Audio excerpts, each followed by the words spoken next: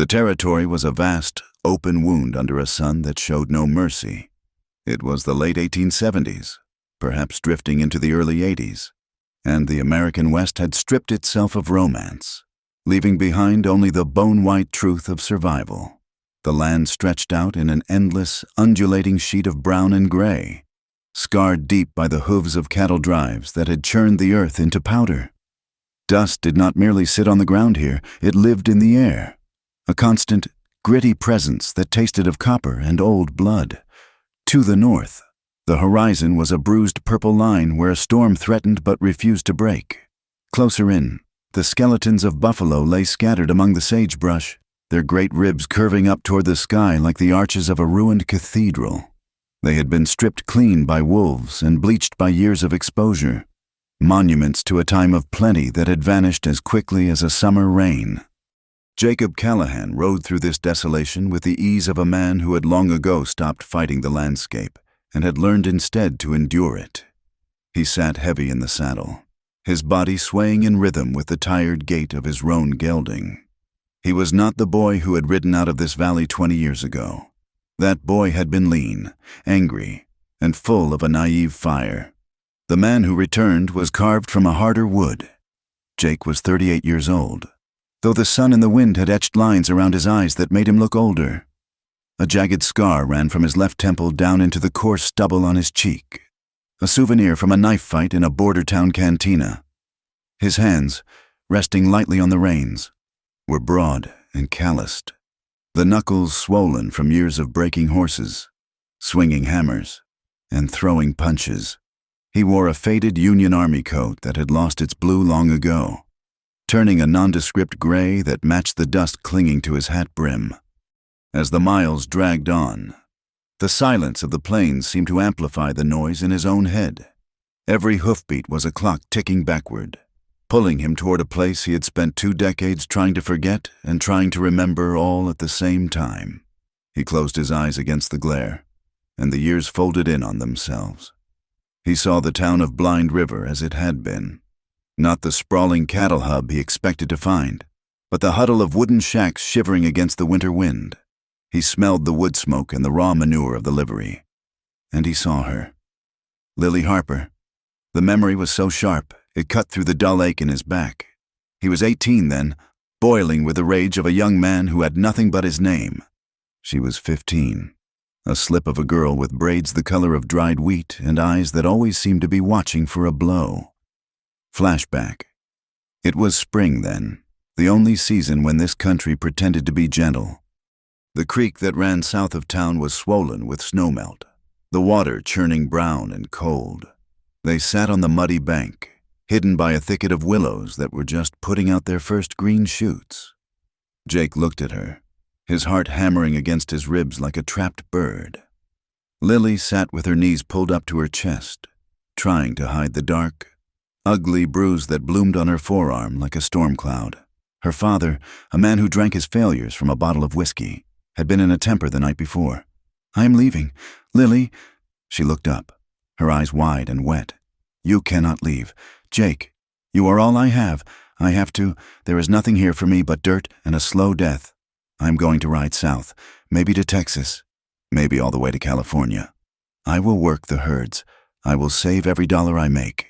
He reached out, his rough, dirty hand covering her small, bruised one. The heat of her skin shocked him. "I swear it. Lily, I am going to make something of myself. And when I have enough, I will ride back for you. I will come back, and I will take you away from him. We will buy a place where the wind does not blow so hard. Promise me," she whispered. "I promise." He leaned in then, awkward and terrified. Their lips met in a clumsy, desperate collision. It was not the smooth kiss of storybooks. It tasted of salt tears and fear, but it burned with a hope so fierce it made him dizzy.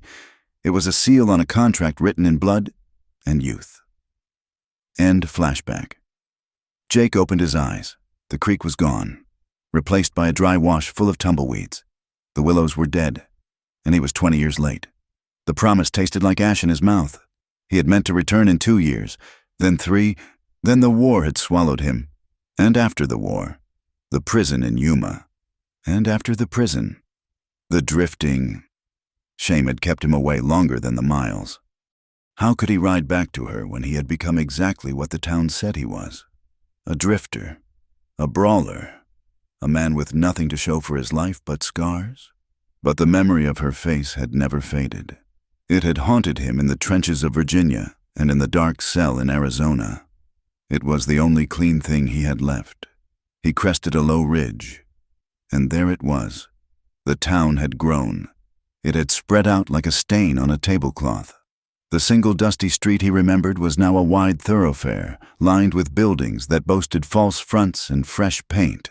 There was a church with a steeple that looked sharp enough to pierce the sky, and a saloon that was 2 stories tall, music spilling out of its swinging doors even in the daylight.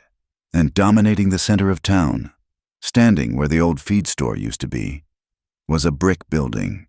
It was red and solid, looking completely alien against the wooden shacks in the prairie grass. Gold letters arched across the glass window. Edwin Pike, Bank Trust. Jake felt a cold knot tighten in his stomach. Brick meant permanence. Brick meant money. Brick meant men who sat behind desks and owned the world without ever getting their boots dirty. He guided the roan down the slope, the horse picking its way carefully through the loose shale. As he hit the main road, the atmosphere changed. The wind seemed to drop, replaced by a heavy, watchful silence. He rode slowly down the center of the street. A wagon loaded with lumber rattled past, the driver pulling up hard to stare at him. 2 women in calico dresses stopped their conversation on the boardwalk, turning to watch his progress. Jake could feel their eyes crawling over him. He knew what they saw. They saw the jagged scar on his face. They saw the dark tint of his skin, a legacy of a Mexican grandmother he had never known, which had always made him an outsider in a town of pale, hard-bitten Scots and Irish. They saw the gun belt tied low on his thigh, the leather worn smooth from use. He heard the whispers floating on the dry air. "Look at that face. That is a killer's look. Is that an Apache or just a mongrel?" Jake kept his gaze fixed forward, his expression unreadable. He had learned long ago that reacting only gave them power. He pulled the roan up in front of the livery stable, swinging down with a groan of stiff joints. He tossed a silver coin to the stable boy, who caught it with wide, fearful eyes. "Grain him and rub him down," Jake said, his voice raspy from the dust. "Do not let him drink too much at once." He walked out onto the street, his spurs chiming softly in the dirt. He needed to know. The question had been burning a hole in his chest for 1,000 miles. Was she still here? Was she waiting? Or was she gone? He turned not toward the saloon, but toward the hill on the east side of town, the cemetery. It was a bleak patch of ground surrounded by a falling-down picket fence. The wind howled up there, unimpeded.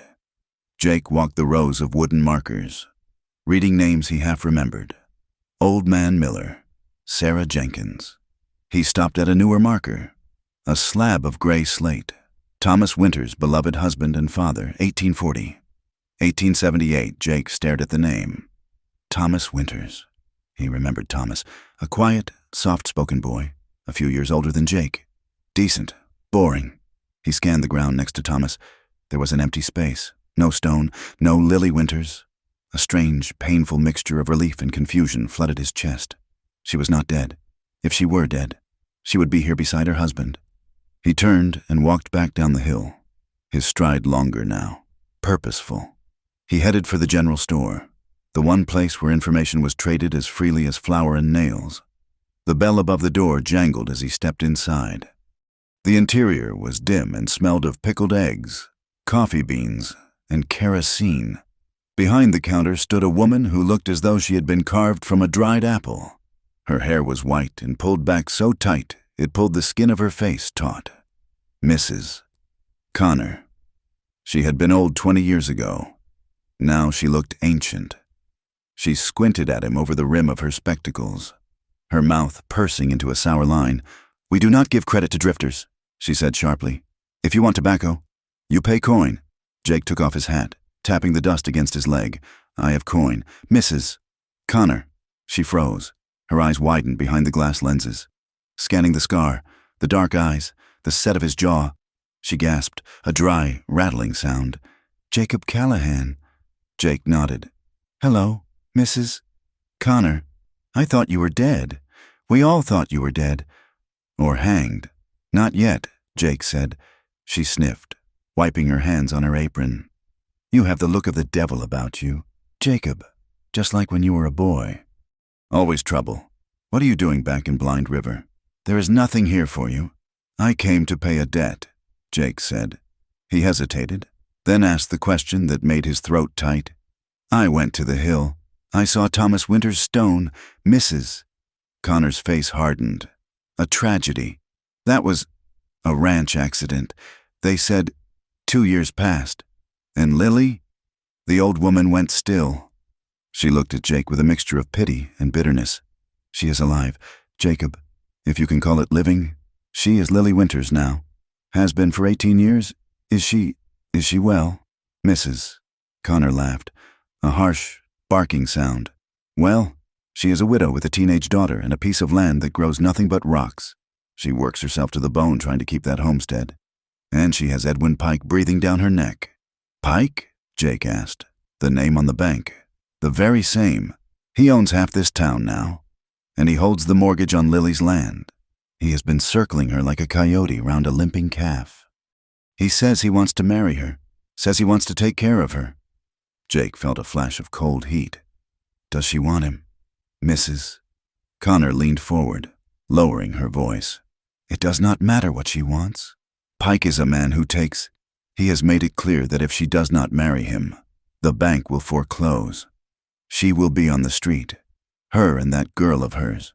People say she should be grateful. A rich man wanting a widow with nothing. She is lucky." "Lucky," Jake repeated, the word tasting like bile. He turned to the door, his hand gripping the latch. "You stay away from her. Jacob Callahan, Mrs." Connor called after him. "You brought her nothing but heartache when you left. Do not bring her more now. She has enough trouble without a ghost riding back into town." Jake stepped out onto the boardwalk. The weather had turned. In the time he had been inside, the purple line on the horizon had rushed forward. The wind had picked up, screaming down the main street, carrying stinging grit that lashed at his face. The sky had turned a sickly, bruised yellow. A dust storm was rolling in. People were scrambling for cover, pulling shutters closed, hurrying horses into stables. Jake stood still, letting the wind tear at his coat. He looked down the street, squinting against the flying sand. And then he saw her. She was coming out of the dry goods store across the way, struggling with a heavy sack of flour in her arms. She was fighting the wind, her head ducked low, her skirt whipped violently around her ankles, outlining thin legs. She wore a faded calico dress that had been mended a dozen times. Her hair was pinned up, but the wind had torn strands loose, and they whipped across her face. It was Lily. She was older. Her waist was thicker than the girl by the creek, and there were streaks of gray at her temples. Her face was gaunt, the cheekbones sharp under pale skin. But it was her. She stepped off the boardwalk into the street, and the wind gusted hard, nearly knocking her off her balance. She stumbled, trying to correct herself. Jake moved without thinking. He stepped off the porch and into the dirt. Lily looked up, sensing the movement. Their eyes met across 10 yards of swirling dust. She stopped dead. The wind howled between them. But for Jake, the world went silent. He saw the shock hit her like a physical blow. Her eyes, still the same startling hazel, went wide. Her mouth opened, but no sound came out. She recognized him. Despite the scars, despite the years, despite the cruel lines life had drawn on his face, she knew him. Her grip on the flour sack failed. It slipped from her numb fingers and hit the hard-packed earth. The sack burst. A cloud of white flour exploded upward, mixing with the gritty brown dust of the storm. It swirled around her like a ghost, coating her dark skirt in white. Jake stepped forward. He crossed the distance in 3 long strides. He reached out, his hands closing around her upper arms to steady her. The contact was electric. Through the thin fabric of her dress, he felt the warmth of her skin, the solid reality of her. His hands gripped her just as they had that day by the creek, firm, desperate, claiming, "Lily!" She stared up at him, her chest heaving. Her face had gone completely pale, draining of blood until she looked like a statue. 20 years of waiting, 20 years of staring at the horizon, 20 years of betrayal and disappointment and hard, grinding survival. It all slammed into her in that single second. "Jake," she whispered. The name sounded foreign on her tongue, rusty from disuse. "I am here." "Lily," he said, his voice rough. "I told you I would come back." She flinched, pulling back slightly. "You are late," she breathed. "You are 20 years too late." Before Jake could answer, a heavy boot struck the wooden planks of the porch behind them. "Well now," a voice boomed, smooth and commanding. "What do we have here?" Jake did not let go of Lily, but he turned his head. Edwin Pike stood on the steps of the bank trust. He was a large man, broad-chested and imposing. He wore a suit of dark, expensive wool that seemed immune to the dust. A gold watch chain glittered across his vest. His face was clean-shaven, smelling of bay rum and expensive tobacco. His eyes the color of cold steel. Pike stepped down into the street, ignoring the wind that ruffled his perfectly combed hair. He walked straight to Lily, moving with the arrogance of a man who owned the ground he walked on. He reached out and laid a hand on Lily's elbow. It was a possessive touch, casual and heavy. He did not pull her away, but he staked a claim. "Mrs. Winters," Pike said, his voice dripping with a solicitude that didn't reach his eyes. "You seem to have had a mishap, and you have found company." Lily trembled. She looked from Jake's scarred, intense face to Pike's smooth, cold one. She looked trapped. Pike turned his gaze to Jake. He looked him up and down, taking in the worn boots, the gun, the scar. He smiled, but it was a tight, joyless thing. "I remember you," Pike said softly. "The Callahan boy, the one who ran off." Jake looked at Pike's hand on Lily's arm. A dangerous stillness settled over him. "I'm not a boy anymore, Pike." "No," Pike agreed. "You look like a man who has seen the inside of a few cells and dug a few too many graves." Jake ignored the insult. He looked back at Lily. Her eyes were filled with tears she refused to shed. "I just came back to pay an old debt," Jake said quietly. Pike laughed. A short, sharp sound. "A debt? I'm afraid you will find that debts in this town are my business now. Mr. Callahan and Mrs. Winters' affairs are particularly personal to me." The wind whipped around the three of them, stinging their faces with sand. They stood in a triangle of tension in the middle of the street. The scarred soldier, the wealthy banker, and the woman caught in the suffocating space between them. Jake did not step back. Pike did not remove his hand, and Lily stood frozen, the white flour dusting her shoes like snow, while the storm raged on. The gray light of pre-dawn seeped through the cracks in the rough-hewn logs of the cabin walls, bringing with it a chill that settled deep in the bones. Lily Winters woke before the sun, as she had done every morning for 20 years. The silence of the house was heavy, broken only by the relentless wind scratching at the roof shingles like a desperate animal trying to get in.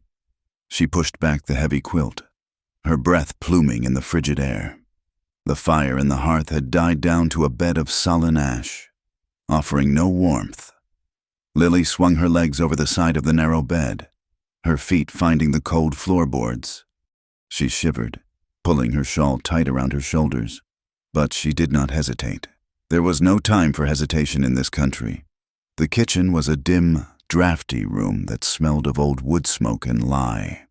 Lily moved through the darkness with the muscle memory of a woman who could navigate her life with her eyes closed. She rattled the grate of the stove, adding kindling and blowing on the faint embers until a small flame licked upward. Her hands were stiff with cold. She looked at them in the growing light, knuckles swollen, skin red and chapped, nails cut short and square. These were not the hands of the girl who had sat by the creek 20 years ago, braiding wildflowers into her hair. These were the hands of a widow who fought the earth for every meal. She grabbed the metal pail and went to the back door. The pump outside was temperamental in the winter. The handle was coated in a thin layer of frost that burned her skin as she gripped it. She had to pump hard, her shoulder aching with the effort, before the water sputtered and flowed, icy and clear, as she hauled the heavy pail back inside. The door to the small back room creaked open. Maggie appeared in the doorway, rubbing sleep from her eyes. She was 16 years old, with a tangled mane of dark hair and a face that was still shedding its childhood softness to reveal the sharp angles of a woman. "It is freezing in here." "Mama," Maggie complained, her voice husky with sleep. "I think the wind blew the chinking out from between the logs again." "It keeps you tough," Lily said, setting the pail down on the table with a heavy thud. "Get dressed. Maggie, the chickens need feeding and the cow is likely complaining by now." Maggie shivered, wrapping her arms around herself. She moved into the kitchen, the firelight catching her face. For a second, just a fleeting second. Lily stopped scrubbing the skillet. There was a look in Maggie's eyes, a fierce, guarded defiance that made Lily's heart stumble. It was not that Maggie looked like Thomas. Thomas had been soft-eyed, gentle, a man who looked at the ground when he spoke. Maggie looked at the world with her chin up, daring it to strike her. It was the same look Jake Callahan had worn when he was 18. The memory of the man in the street yesterday surged up in Lily's throat, choking her. She saw the scar, the dark eyes, the way his hands had felt on her arms. "Stop it," she told herself fiercely. She scrubbed the skillet harder, the metal scraping loudly. "He is a stranger now. He is 20 years too late. Promises are for children and fools, and you are neither." Maggie watched her mother, her head tilted. "You are scrubbing that pan like it offended you." "Mama." Lily forced her hands to still. "Just getting the grease out," she said, her voice tight. "Go on now. The day is wasting." Maggie lingered a moment longer, her gaze sharp and assessing. Before turning to grab her coat, Lily watched her go, feeling a familiar ache settle in her chest. Life was not about dreams anymore. It was not about the boy who had ridden away.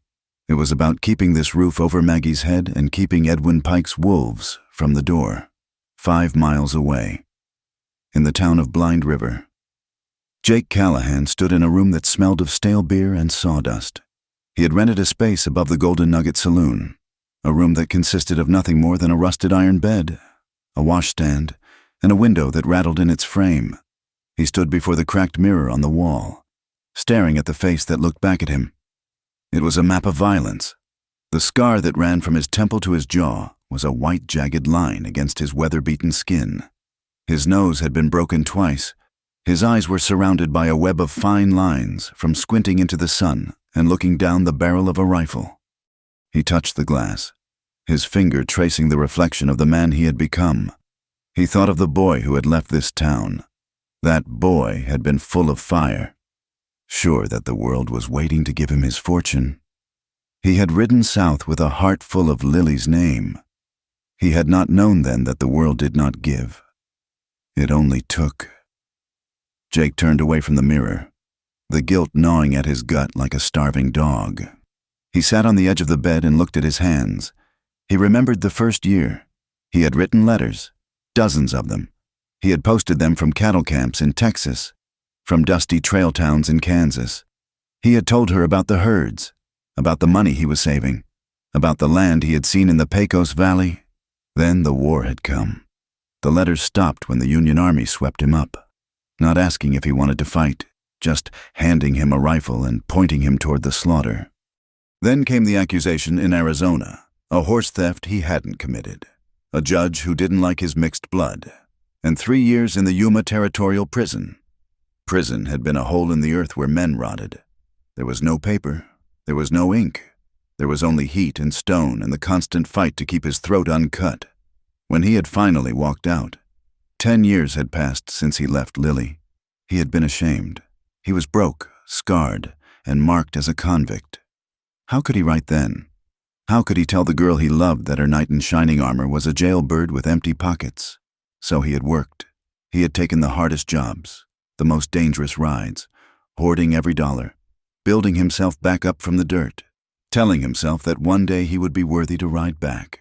One day had turned into 20 years, and now he was here, and she was a widow with a face full of sorrow, and he was the ghost who had haunted her. Jake stood up, the old anger burning low in his belly. Regret was a useless thing. It solved nothing. He had to deal with the now. He strapped on his gun belt, checking the action of the Colt revolver from habit. He grabbed his hat and walked out of the room, his boots heavy on the stairs. The morning air outside was crisp, but the dust still hung in the sky from the storm. Jake walked to the livery stable. He needed to know the lay of the land, and a livery stable was better than a newspaper for local history. The stable master was a man named Saul, a cripple who had lost a leg to a threshing machine years ago. He sat on a bale of hay, chewing on a piece of straw, watching Jake saddle the roan. "You are the one who caused the stir yesterday," Saul said, not looking up. With the widow Winters and Mr. Pike, Jake tightened the cinch. "I did not cause a stir. I just said hello." Saul chuckled, a dry sound. Saying hello to Lily Winters when Edwin Pike is around is like lighting a match in a powder magazine. Pike considers that woman his property, or at least her land. Jake paused, his hand resting on the saddle horn. "Tell me about her husband." "Thomas Winters." Saul spat into the dust. "Thomas? He was a good man. Quiet, worked hard. But he was soft, not made for this country, and certainly not made to stand up to a shark like Pike." "What happened to him?" Jake asked, keeping his voice even. "Accident," Saul said, stressing the word. 2 years back, there was a dispute over the boundary line between Winters' place and the Pike Ranch. Pike claimed the creek access belonged to him. Thomas rode out to check the fence line. They found him at the bottom of a ravine. Horse had thrown him. They said, neck broke. Jake looked at the stable master. "A horse throws a man. It happens." Saul looked up then, his eyes sharp. Thomas Winters had been riding since he was in Clouts. And the horse he was riding that day was an old mare who wouldn't spook at a cannon blast. Plus, there were tracks, lots of tracks. But the sheriff, he works for the county, and the county banks with Pike. So, it was an accident. Jake nodded slowly. He felt a cold rage settling in his chest. It was an old story in the West. The big fish eats the little fish, and the law looks the other way. "I'm looking for work," Jake said, changing the subject. "Just for a spell." Saul pointed a thumb toward the east. "Old man Silas Miller has a spread about 4 miles out. He's crippled up with arthritis and his sons are gone. He needs a hand to mend fences and run a few head of cattle. It pays poorly, but he feeds well. Is it near the Winters' place?" Saul gave him a knowing look. "Adjacent. But if you take the job, watch your back. Pike's riders patrol those lines like they are guarding the crown jewels." Jake took the job. Silas Miller was a cantankerous old Scotsman who cursed the wind and the cows in equal measure. But he hired Jake without asking for a history. For the next 3 days, Jake worked. He drove posts into the hardpan earth. He strung barbed wire until his gloves were shredded. And he hauled water. He worked his body to exhaustion, trying to quiet the noise in his head. But every evening, when the sun dipped low, he rode to the ridge that overlooked the valley. From there, he could see the small, sad square of Lily's cabin. He watched the smoke curl from her chimney. He watched the small figure of Maggie moving between the barn and the house. He was close enough to see them, but far enough away to be nothing more than a shadow against the sunset. Sunday came with a biting wind that rattled the windows of the town. Jake rode into Blind River early. He tied his horse at the rail outside the church. It was a small, whitewashed building that looked as if it were huddled against the earth for warmth. The bell in the steeple was clanging, a lonely sound that drifted out over the plains. He had not stepped foot in a church since he was 18. But today, he felt a pull he could not resist. He needed to see her. He waited until the service had started, slipping into the back just as the first hymn began. The air inside was warm and smelled of pine wood, damp wool, and hymnals. The congregation was standing. Jake took a spot near the door, hat in his hands. As the hymn ended and the people sat, A ripple of movement went through the room. Heads turned, eyes widened. The whispers started instantly. A low hiss beneath the preacher's voice. "Look, in the back. It is him, the convict. What is he doing here? A half-breed in the house of God?" Jake stood like a stone, his face impassive. He let their judgment wash over him. He did not care about them. He scanned the rows of backs until he found her. She sat in the third row on the left. Her back was straight, her shoulders rigid. Beside her sat the girl, Maggie. Lily turned her head, sensing the disturbance in the room. She looked over her shoulder. Their eyes locked across the sea of bonnets and Sunday suits. Lily's breath hitched. Jake saw her chest rise and fall rapidly. Her face was pale, framed by a severe black bonnet. She looked terrified, and yet she did not look away. Beside her, Maggie turned too. The girl's eyes narrowed. She looked from Jake to her mother, her expression curious and wary. She saw the connection, the invisible wire that pulled tight between them, and she frowned. The preacher, a thin man with a voice like dried leaves, cleared his throat loudly, glaring at the back of the room.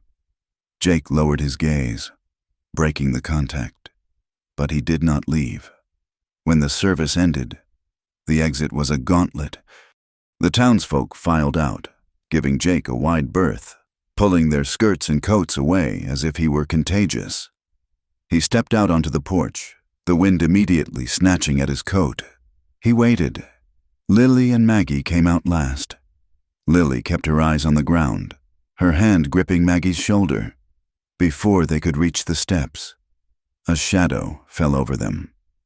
Edwin Pike detached himself from a group of businessmen and stepped into Lily's path. "Mrs. Winters," Pike said, tipping his expensive hat. "A fine sermon, was it not?" Lily stopped, her posture tense. "It was fine. Mr. Pike, excuse us. We must get home." Pike did not move. He stood just close enough to be improper, blocking her way. "I wanted to remind you."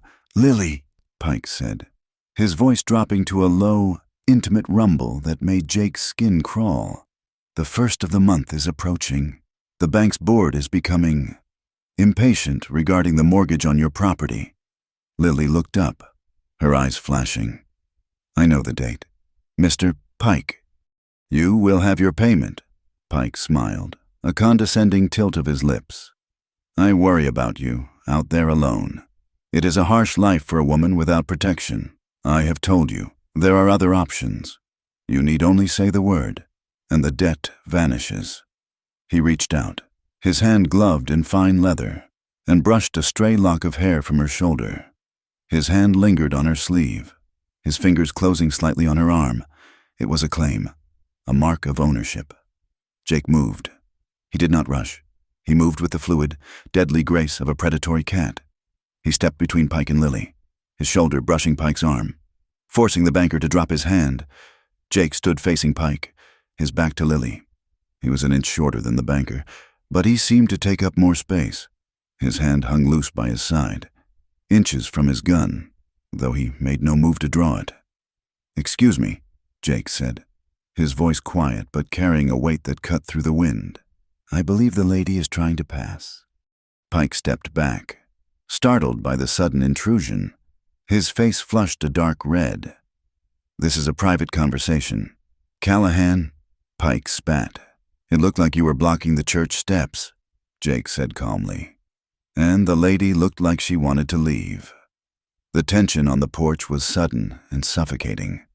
The lingering churchgoers went silent, watching with wide eyes. Pike's eyes flicked to Jake's gun, then back to his face. He saw something in Jake's eyes, a flat, cold willingness to do violence, that made him pause. Pike straightened his coat, regaining his composure. He looked over Jake's shoulder at Lily. "Think on what I said. Lily, my patience has limits." Pike turned and walked away, his heels clicking sharply on the wood. Jake let out a slow breath. He turned to face Lily. She was staring at him, her face a mixture of relief and fury. Maggie was watching him with open fascination. "Mrs. Winters," Jake said formally, nodding to her. "Miss Winters," Lily found her voice. "You should not have done that. He will only make it harder on me now." "He was touching you," Jake said simply. I did not like it. I do not need you to fight my battles. Jake, I have been fighting them alone for 20 years. Jake flinched slightly at the words, but he held his ground. I would like a word. Lily, if you have a moment. Lily hesitated. She looked at the townsfolk staring at them. She looked at Maggie. Wait by the wagon. Maggie, Lily said, but Mama, do as I say. Maggie scowled but walked down the steps to where their buckboard was tied, her eyes never leaving Jake. Lily walked a few steps away from the church, toward the edge of the cemetery fence. Jake followed. They stood in the wind. Two ghosts trying to find a common language. It has been a long time, Jake said. Lily wrapped her shawl tighter. It has. You look hard. Jake, life has been hard. And the war, that too, and other things. They fell silent. The air between them was thick with the things they were not saying. I loved you. You left me. I waited. You never wrote. How is the homestead? Jake asked, forcing the conversation to safe ground. The land is poor, Lily said stiffly. The well is drying up, but it is home. It was Thomas's home. Jake nodded. I was sorry to hear about Thomas. Lily's jaw tightened. He was a good man. He stayed. The accusation hung in the air like a knife. Lily, Jake said, his voice cracking. I never meant to stay away so long. I planned to come back in 2 years. I swore it. Plans, Lily said bitterly. Plans are wind. Jake, I got caught up. The war. And then I was in Yuma prison. Lily looked at him sharply. Prison? For a horse I did not steal. 10 years. Lily, when I got out, I had nothing. I was ashamed to come back to you with empty hands. I wanted to be the man I promised I would be. Lily's eyes filled with sudden tears. Do you think I cared about money? Do you think I wanted a rich man? I wanted you. I was 15 years old and my father was beating me black and blue. And I waited for you. Every day I watched that road, and every day it was empty. I am sorry, Jake whispered. It was the most inadequate thing he had ever said. Sorry does not fix 20 years. Jake, it does not erase the bruises. It does not bring back the time. I married Thomas because he was kind and he offered me a way out of that house. I made a life. I have a daughter. You cannot just ride back in here and expect... What? That I will fall into your arms? No, Jake said. I do not expect that. Then what do you want? I just want to make sure you are safe. That Pike does not hurt you. I can take care of myself. A wagon rumbled past them on the road, the wheels clattering loudly. Lily, distracted by her anger, stumbled slightly on the uneven ground. Jake reached out instinctively. His hand closed around her wrist to steady her. The contact was instantaneous fire. Lily gasped. She froze, looking down at his hand on her wrist. His skin was rough, calloused, warm. It was the touch she had dreamed of for 1,000 lonely nights. It sent a rush of heat through her body that made her knees weak. It was a terrifying, undeniable pull. For a heartbeat, she leaned toward him. The anger melted, replaced by a desperate, aching hunger. Then the shame hit her. She was a widow. Her husband was dead 2 years. She was standing in front of the church. She yanked her wrist away as if he had burned her. Do not, she whispered, her voice trembling. Do not touch me. She turned and walked rapidly toward the wagon, her head down. Jake watched her go, his hand still tingling where he had touched her. That evening, the wind howled across the plains with a renewed fury. Inside the winter's cabin, the fire popped and hissed. Lily sat in her rocking chair, a basket of mending in her lap, but her needle was still. She was staring into the flames. Seeing Jake's eyes, she felt the ghost of his grip on her wrist. She felt alive. It was a terrifying feeling. For years, she had been numb, moving through the days like a machine. Now, every nerve ending was singing. She felt ashamed of it. Thomas had been a good man, but he had never made her feel like the air was burning. Maggie was sitting at the table, polishing the oil lamp. She watched her mother with calculating eyes. Who is he, Mama? Maggie asked suddenly. Lily jumped, pricking her finger. She sucked on the bead of blood. Who? The man, the one with the scar. Jake. Lily sighed. He is just... Someone I knew a long time ago, before you were born. He knew you well. Maggie said, I saw the way he looked at you, and the way you looked at him. He was a neighbor boy, Lily said, trying to keep her voice light. He worked for his father. He defended me once or twice when the other boys were mean. That is all. He stood up to Pike, Maggie said admiringly. Nobody stands up to Pike. He is foolish, Lily said. He does not know how things work here anymore. Where has he been? Lily picked up her sewing again. Away. He rode off to find his fortune. And did he find it? Lily looked at the fire. No, I do not think he did. Why did he come back? Lily hesitated. She looked at her daughter. Maggie had the same dark, intense brow as Jake. It was a resemblance that had always puzzled Lily. A trick of nature, given that Thomas was fair. But in spirit, Maggie was all Jake, stubborn, fiery, brave. He said he came back to pay a debt, Lily said softly. What debt? I do not know. Maggie, now hush. It is time for bed. Maggie stood up, unsatisfied but obedient. She kissed her mother on the cheek. He does not look like no one important. Mama, she whispered. Lily watched her daughter climb the ladder to the loft. She put her hand to her chest, feeling her heart beating against her ribs. Outside, the night was vast and cold. Jake stood on the crest of the hill that overlooked the Winters homestead. The wind tore at his coat, chilling him to the bone, but he did not move. Below him, a single square of yellow light glowed in the darkness. It was the window of Lily's cabin. It looked fragile against the immense blackness of the prairie, a tiny beacon in a sea of hostility. Jake watched it, his hands resting on his gun belt. He thought of Pike's smooth threats. He thought of the fear in Lily's eyes. He thought of the way she had trembled when he touched her. He had failed her once. He had ridden away and left her to the wolves. He would not do it again. The wind screamed past him, carrying the scent of snow. Jake narrowed his eyes at the distant light. I am here, Lily, he whispered to the wind, and I am not going anywhere. He stood sentinel on the hill, a scarred and broken guardian, watching over the woman he had sworn to return for, while the stars hung sharp and cold above him like judgment. The wind did not stop. It was a living, breathing thing that prowled the edges of the valley, waiting for a moment of weakness to tear the shingles from the roof or scour the paint from the wood. It carried the dust of 3 states, a fine, gritty powder that found its way through the tightest window sash and settled in the folds of the bed linens, in the flour bin, and in the lines of Lily Winters' face. In the days following the incident at the church, Jake Callahan became a fixture at the Winters homestead, as constant and stubborn as the wind itself. He did not ask for permission. He simply arrived with a son, riding that big roan gelding up the lane, tying it to the rail, and setting to work on things that had been broken for years. Lily watched him from the kitchen window, her hands deep in bread dough, her heart doing a treacherous, skipping rhythm against her ribs.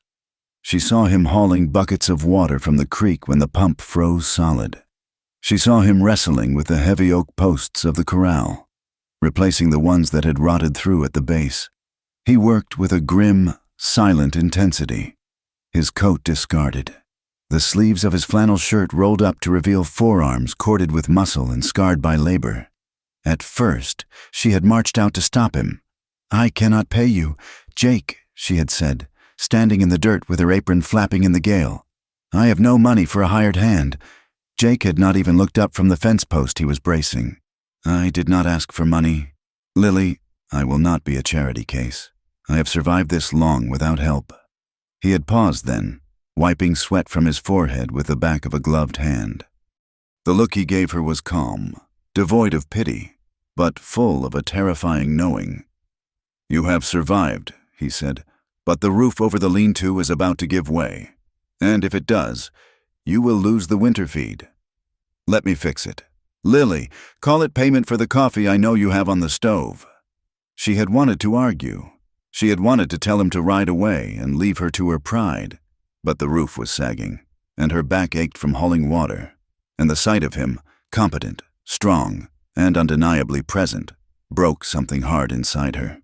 She had turned back to the house without a word, but an hour later, She had brought him a tin cup of black coffee. Working side by side in the harshness of the high plains forced a strange, quiet intimacy upon them. The landscape was an enemy they fought together. When the temperature plunged at night, freezing the breath in their lungs, they worked in tandem to wrap the pipes and bank the fire. When the dust storms rolled in, blocking out the sun and turning noon into twilight, they retreated to the barn to check the animals, moving in the dim lantern light like partners in a dance they had forgotten they knew. Jake spoke little, but his presence filled the empty spaces of Lily's life. Maggie watched him with the sharp, hawkish gaze of a teenager who trusts no one, but even she began to thaw. Jake taught her how to set a snare for rabbits and how to clean a rifle until the barrel shone like a mirror. He treated the girl with a grave respect, never talking down to her, and Lily saw Maggie's shoulders relax when he was near. Then came the storm. It started in the late afternoon, a wall of greenish-black clouds boiling over the peaks to the north. The air pressure dropped so fast it made Lily's ears pop. The wind shifted, changing from a constant moan to a high-pitched scream. Jake was on the roof of the barn, nailing down a loose board. He looked up, scanning the horizon, and shouted down to Lily, who was gathering the laundry from the line. "Get inside! Lily, it is moving fast! Within minutes!" The world was erased. Snow and sleet, driven sideways by 60-mile-an-hour gusts, slammed into the homestead. The temperature plummeted 20 degrees in a heartbeat. The livestock panicked. The milk cow, a placid beast named Bessie, began to bellow in terror, kicking at the stall door. The two horses in the corral were whinnying, pacing frantically as the sleet stung their hides. Jake scrambled down the ladder and ran for the corral. Lily, throwing her laundry basket into the mudroom, saw him go and grabbed her heavy coat. She yelled for Maggie to stay put and ran out into the maelstrom. The noise was deafening. The wind tore at Lily's clothes, blinding her with ice. She found Jake in the corral, trying to lead the terrified horses into the shelter of the barn. The animals were wild with fear, their eyes rolling white, their hooves churning the freezing mud. "Open the gate!" Jake roared over the wind. Lily struggled with the latch, her fingers numb. She got it open just as Jake managed to grab the halter of the roan. He pulled the animal forward, but the second horse, a skittish mare, reared up, striking out with iron-shod hooves. Jake tried to dodge, but the mud was slick. He slipped, going down on one knee. The mare's hoof caught him square in the ribs with a sickening crack that sounded like a dry branch snapping. Jake gasped, the air driven from his lungs. He collapsed face first into the muck, curling into a ball. "Jake!" Lily screamed. She threw herself toward him, ignoring the flailing hooves of the mare. She grabbed the back of his coat, hauling him away from the animals with a strength born of pure adrenaline. "Get up! Jake, you have to get up!" He groaned, a wet, ragged sound. He tried to rise but fell back, clutching his side. Maggie appeared out of the swirling white, her face pale but set. She grabbed Jake's other arm. Together, the two women dragged him through the sleet, their boots slipping, their breath tearing in their throats. They got him through the barn door and then, realizing the cold was too bitter, across the yard to the house. They crashed through the kitchen door, bringing the storm in with them. Lily kicked the door shut, and they lowered Jake onto the floor near the hearth, but he was shaking so violently, Lily knew he needed warmth immediately. "The bed," she gasped. "Help me get him to the bed." It was a struggle, but they managed to get him onto Lily's narrow bed in the corner. He was shivering uncontrollably, his face gray, his lips blue. "Maggie, get blankets, all of them, and heat water, now!" Lily's hands shook as she reached for the buttons of Jake's coat. They were frozen and slick with mud. She cursed softly, grabbing a small paring knife from the table. She cut the leather thongs, stripping the heavy coat away. Underneath, his shirt was soaked and plastered to his skin. She cut that too, ripping the fabric down the center. When she peeled the wet cloth away from his chest, her breath caught in her throat. His torso was a map of violence. A massive, purple bruise was already blooming on his right side where the horse had kicked him. the ribs underneath clearly broken, but that was the least of it. His skin was a tapestry of scars. There were the round, puckered marks of bullet wounds on his shoulder and hip. There were long, thin white lines that could only have come from a knife, and across his back and chest, there were the thick, raised welts of a whip, old scars, silver and shiny, crisscrossing his skin like a brutal grid. Lily froze, her hand hovering over his chest. She had known he had a hard life. She had known he had been in prison. But seeing the history of pain written on the body of the boy she had once kissed by the creek, shattered her. She reached out, tracing one of the whip marks with a trembling finger.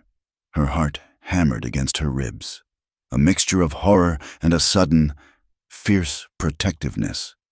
Heat surged through her, not just from the fire, but from the contact. He was so vulnerable. The man who stood like iron against the town, against Pike, was now broken and shivering under her hands. Jake's eyes fluttered open. They were glassy with pain and fever.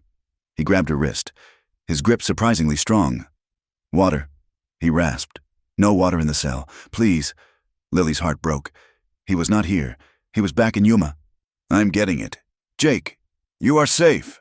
She dipped a cloth in the warm water Maggie brought and began to wipe the mud and blood from his chest. Jake thrashed slightly, a groan escaping his clenched teeth. "They took the boots," he muttered, his voice thick and wandering. "Walked across the desert barefoot, burning. The sun never stops." Lily washed his face, her tears mixing with the water in the basin. "I wrote," he whispered, his eyes finding hers but not seeing her. "Lily." "I wrote the letters. I did not forget. They would not let me send them." "I know," she whispered back, smoothing the wet hair from his forehead. "I know. Jake, 10 years in the hole," he said, his voice rising in panic. "I have to get back. I promised her. She thinks I left her. I have to get back." He tried to sit up, panic flaring in his eyes. Lily pushed him back down, leaning her weight against his good shoulder. "You are back. Jake, you are here. You kept your promise." The words seemed to pierce the fog of his pain. He blinked, focusing on her face. The tension slowly drained out of him. "Lily?" "Yes, I am here." He let out a long, shuddering breath and closed his eyes. The shivering began to subside as the blankets and the fire did their work. The storm raged for 6 hours. The wind shrieked like a banshee, rattling the shutters and piling snow against the door. Inside, the cabin became a small, suspended world, cut off from the rest of the earth. Maggie, exhausted by the fear and the exertion, had fallen asleep in the rocking chair by the hearth, her head lolling to one side, a blanket pulled up to her chin. The lamp burned low, casting long, dancing shadows on the log walls. Lily sat on a stool beside the bed. Jake was awake now, the fever having receded to a dull ache. He lay still, watching her. His chest was wrapped tightly in strips of linen to bind the broken ribs. The air in the room was thick and heavy. It smelled of wet wool, wood smoke, and the sharp, metallic scent of blood and antiseptic. But underneath that, there was something else, the scent of him, leather, sweat, and rain. They sat in silence for a long time, listening to the wind. "I am sorry about the shirt," Lily said quietly, her eyes on her hands. "I had to cut it. It was an old shirt," Jake murmured. "It does not matter." He shifted, wincing as the movement pulled at his ribs. "You saw," he said. Lily looked up. She knew what he meant. "I saw. Yuma," he said simply, "and the war before that, and a few places in between that were not much better." "Why did you not tell me?" she asked. "Why did you let me believe you were just gone?" "Because a man does not write to the woman he loves and tell her he is rotting in a cage," Jake said, his voice rough. "I wanted to come back whole. I wanted to come back with something to offer you, not this." He gestured vaguely at his battered body. Lily looked at him. In the dim light, the lines on his face were softened. She saw the boy again, hiding inside the wreckage of the man. "You think I wanted a hero, Jake?" she asked softly. "I just wanted you." She leaned forward to adjust the blanket. As she did, her arm brushed against his shoulder. She did not pull away. The contact was magnetic. Jake reached out his hand, covering hers where it rested on the quilt. His palm was hot, his fingers rough. "Lily," he whispered. She looked at him, and the years seemed to dissolve. The space between them vanished. She could feel the heat radiating from him, calling to the cold places in her own soul. She remembered the taste of his mouth by the creek. She remembered the promise. She leaned in. It was an instinctive, gravitational pull. She watched his eyes, dark and full of a longing that mirrored her own. She saw his gaze drop to her lips. Her heart hammered a frantic rhythm. She wanted to kiss him. She wanted to bury her face in his neck and forget the mortgage, forget Pike, forget the gray in her hair and the grave on the hill. She wanted to be Lily Harper again, just for a moment. Her face was inches from his. She could feel his breath on her cheek. Then the wind rattled the door hard, like a fist pounding for entry. Reality crashed back into the room. Guilt slammed into Lily's chest, cold and suffocating. She thought of Thomas, lying in the dark earth. She thought of the town, of Mrs. Connor's sneer, of the whispers in the church. She thought of Pike's hand on her arm. If she kissed him, she was confirming everything they said about her. If she kissed him, she was betraying the man who had saved her when Jake was gone. If she kissed him, she would need him, and she was terrified of needing anyone ever again. She jerked back as if she had been slapped. Lily stood up abruptly, the stool scraping loudly on the floor. I need to check the kettle," she stammered, her voice high and breathless. She turned her back on him, rushing to the stove, her hands shaking as she reached for a towel. She busied herself with the iron pot, staring into the water, fighting back tears of shame and frustration. Behind her, Jake lay silent, his hand still resting on the quilt where hers had been. Empty. The morning brought a brilliant, blinding sun. The storm had passed, leaving the plains buried under drifts of snow and ice that glittered like diamond dust. The sky was a hard, relentless blue. Lily was up early, moving with a brittle energy. She avoided looking at the bed where Jake still lay. Around 10 o'clock, the sound of horses crunching through the snow crust broke the silence. Lily looked out the window. Her stomach dropped. It was Edwin Pike. He was riding a tall black stallion, flanked by 2 of his ranch hands. They were heavily armed, their rifles scabbarded but visible. They pulled up in the yard. Pike's eyes immediately went to the corral, where Jake's roan gelding stood, shivering slightly in the cold air.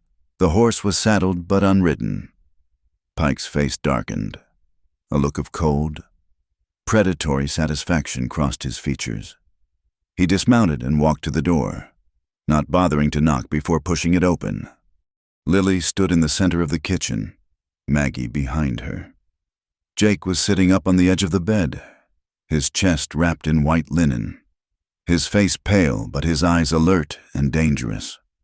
Pike stopped in the doorway. He looked at Lily, then at Jake, then at the bloody basin of water that Lily hadn't yet emptied, and finally at the bed where the sheets were stained with dried blood from Jake's wounds. "Well," Pike said, his voice smooth as oil, "I see you have guests, Mrs. Winters, and here I was worried the storm might have been too much for you alone. I'm fine. Mr.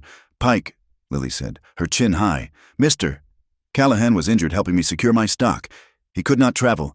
"Injured," Pike repeated. He looked at Jake. "You seem to be prone to violence." "Callahan, it follows you around?" "It was a horse," Jake rasped, "not a bullet. Though I know you are familiar with both." Pike's eyes narrowed. He stepped further into the room, dominating the small space. "I did not come to discuss livestock. I came to check on my investment." He turned to Lily. "The first of the month is 3 days away. Lily, I know the storm has set everyone back. I wanted to remind you that the bank cannot extend any leniency, especially given the circumstances." He gestured vaguely at the room, at the unmade bed, at the man sitting on it. The implication was clear.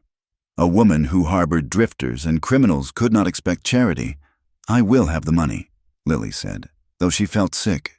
I hope so, Pike said, for Maggie's sake.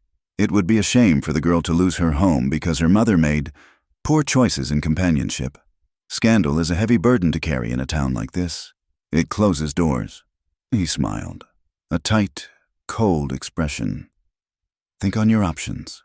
Lily, they are narrowing by the hour. He turned and walked out. Through the open door, Lily saw him pause by Jake's horse, running a gloved hand over the saddle before mounting up and riding away. The silence he left behind was suffocating. Jake stood up, swaying slightly. He gripped the bedpost for support. I have money? He said. Lily spun around.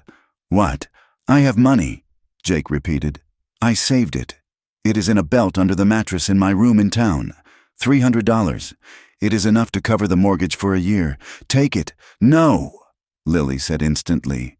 Lily, do not be stubborn. He is going to take this land. Let him try, she said, her voice shaking. I will sell the calves. I will sell the necklace Thomas gave me. I will not take your money. Why? Jake demanded, frustration breaking through his pain. Why is my money poison to you? I earned it. I saved it for us, because I will not be bought, Lily cried out. She felt tears pricking her eyes. My father sold me to the highest bidder, which was whiskey. Then Thomas took care of me, and I was grateful. But I was dependent. And now Pike wants to buy me with a mortgage note. I will not be another man's property. Jake. Not even yours. It is not buying you, Jake said, gentle. It is helping you. It feels the same, she whispered. She grabbed her coat and walked out the door, needing to breathe. The news traveled faster than the wind. By the time Maggie went into town 2 days later to trade eggs for sugar, the story had already twisted and grown. She walked into the general store, and silence fell like a hammer. 2 women by the fabric bolts turned their backs. A group of men near the stove stopped talking, eyeing her with sly grins. She heard the whispers as she waited at the counter. Spent the night in her bed. Husband barely cold in the ground. Dangerous man. That Callahan, they say he killed a man in Texas. Apple does not fall far from the tree. Maggie's face burned. She slammed her basket onto the counter, glaring at Mrs. Connor. Just the sugar, she snapped. Mrs. Connor sniffed. I should charge you double, seeing as your mother is entertaining such guests. I suppose she does not need the credit anymore. Maggie grabbed the sugar, her hands shaking with rage. She marched out of the store, tears of humiliation stinging her eyes. She heard laughter as the door closed behind her. She rode home in a fury, the shame curling in her gut like a hot stone. When she burst into the cabin, Lily was churning butter. They are talking. Mama, Maggie yelled, throwing the sack of sugar on the table. Everyone is talking. They say you are a whore. They say Jake is a killer. Maggie, Lily gasped. They say you let him stay here because you wanted him. Is it true? Is that why he is always hanging around? Because you want him? Maggie ran up the ladder to the loft, sobbing. Lily stood frozen in the kitchen. The shame was a physical weight, pressing her down. She looked at the door. Jake was out in the barn, mending a harness, his ribs still bound, refusing to rest. She could not do this. She could not let Maggie carry this burden. She threw her shawl over her shoulders and marched out to the barn. It was evening. The sun was setting, casting long, bloody streaks of red across the snow. Jake was sitting on a crate, oiling a bridle. He looked up as she entered. Lily? You have to go, she said, her voice trembling. Jake stopped his hands. Go. You have to leave. Jake, you have to go back to town. You have to stop coming here. Lily, the work is not done. Your roof still leaks on the north side. The fence. I do not care about the fence, she screamed. I care about my daughter. They are destroying us. Jake, the town is tearing my name apart. They are calling me things, terrible things, and Maggie hears them. She paced the length of the barn, wringing her hands. They never forgave me for marrying Thomas. They thought I was trash because of my father. And now? Now they have proof. The widow and the convict. It is a joke to them. I cannot bear it. Jake, I cannot let them look at Maggie that way. Jake stood up. He moved slowly, stiffly, but he crossed the space between them. So I should just leave? Right away again? Yes, go! And let Pike win. Let him scare you into submission. He is not scaring me. He is destroying my reputation. It is all I have. It is not all you have, Jake said, his voice dropping to a rough growl. You have this land. You have your daughter. And you have me. I do not have you, Lily cried. You are just a ghost who came back to haunt me. I am not a ghost. Lily, I am a man. And I did not ride through hell and back just to stand here and watch that bastard take everything from you because you are afraid of what a few old biddies say in the general store. I'm afraid of losing everything. You are afraid of this, Jake shouted back. He closed the distance. He grabbed her arms, ignoring her flinch. Look at me. Lily, I have loved you since you were 15 years old. I loved you when I was starving in the desert. I loved you when they were beating the skin off my back in Yuma. Every mile I rode, every punch I took, I carried your name in my chest like a prayer. I did not come back to ruin you. I came back to love you. The words hung in the dusty air of the barn. Lily stared at him. Her chest heaved. The anger drained out of her, leaving only a raw, gaping need. She looked at his face, the scar, the dark eyes, the mouth that had made a promise 20 years ago. Jake, she whispered. The emotional storm broke. She made a sound, half sob, half gasp, and threw herself at him. Jake caught her, his arms wrapping around her with a force that squeezed the breath from her lungs. He brought his mouth down on hers. It was not a gentle kiss. It was hungry. It was desperate. It tasted of salt and years of regret. It was a collision of two people who had been starving for a lifetime. Lily clung to him, her hands tangling in his hair, pulling him closer. She kissed him back with a ferocity that frightened her. She wanted to consume him. She wanted to erase the 20 years of silence. For a moment, there was nothing else. No town, no Pike, no debts. Just the heat of his body, the roughness of his hands, and the fire in her blood. Then, the memory of Thomas flashed in her mind, the gentle, quiet husband who had never raised his voice. The shame of betraying his memory, of confirming the town's worst judgments, crashed down on her. She tore herself away. She stumbled back, gasping, her hand over her mouth. Her eyes were wide and filled with tears. I can't, she choked out. Lily! Jake reached for her. No, do not touch me. This is wrong. It is wrong. Jake, I am a widow. I have a daughter. I cannot be this woman. She backed away toward the barn door. Go, Jake, please, just go. She turned and ran out into the twilight, her sobs echoing in the cold air. Jake stood alone in the dark barn. His chest was heaving, his ribs aching with a sharp, stabbing pain. His hands were shaking. He could still taste her on his lips, the sweetness and the salt. He looked at the empty doorway. He knew then that the fight with Pike would be easy compared to the fight with the ghosts that stood between him and Lily. He walked to the doorway and looked out at the house. The lamp was lit. He was on the outside, looking in again. He whispered into the darkness, his voice cracking. I am not leaving. Lily, not this time.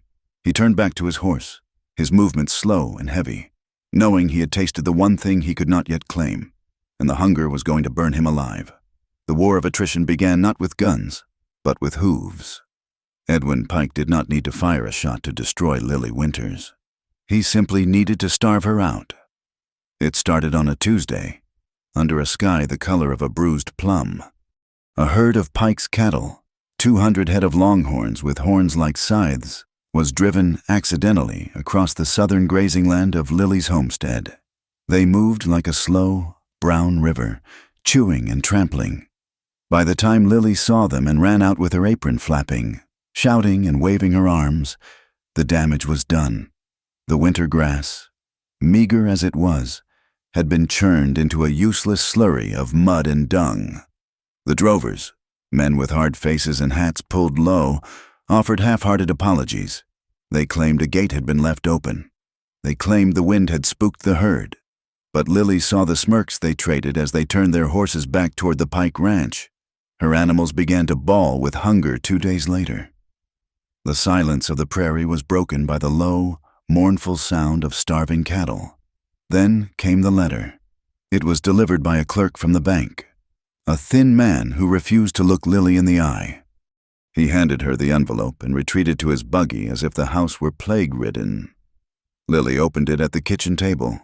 Her hands were trembling. The technicality was buried in the fine print of the mortgage Thomas had signed 5 years ago. A clause regarding diminished value of collateral. With the grazing land ruined by Pike's own cattle, the value of the homestead had dropped below the loan threshold. The full balance was due immediately, $300. It might as well have been $3 million. 2 hours later, Pike arrived. He did not come with threats. He came with the weary, patient demeanor of a savior whose hand has been forced. He sat in her kitchen, his hat on the table, his suit perfectly pressed, a stark contrast to the poverty of the room. "It is a difficult situation." "Lily," Pike said, smoothing his mustache. "The board is adamant. They want to foreclose and auction the land to recoup the loss. You are the board." "Edwin," Lily said, her voice tight. "You own the bank. I have partners to answer to." He lied smoothly. "But there is a solution."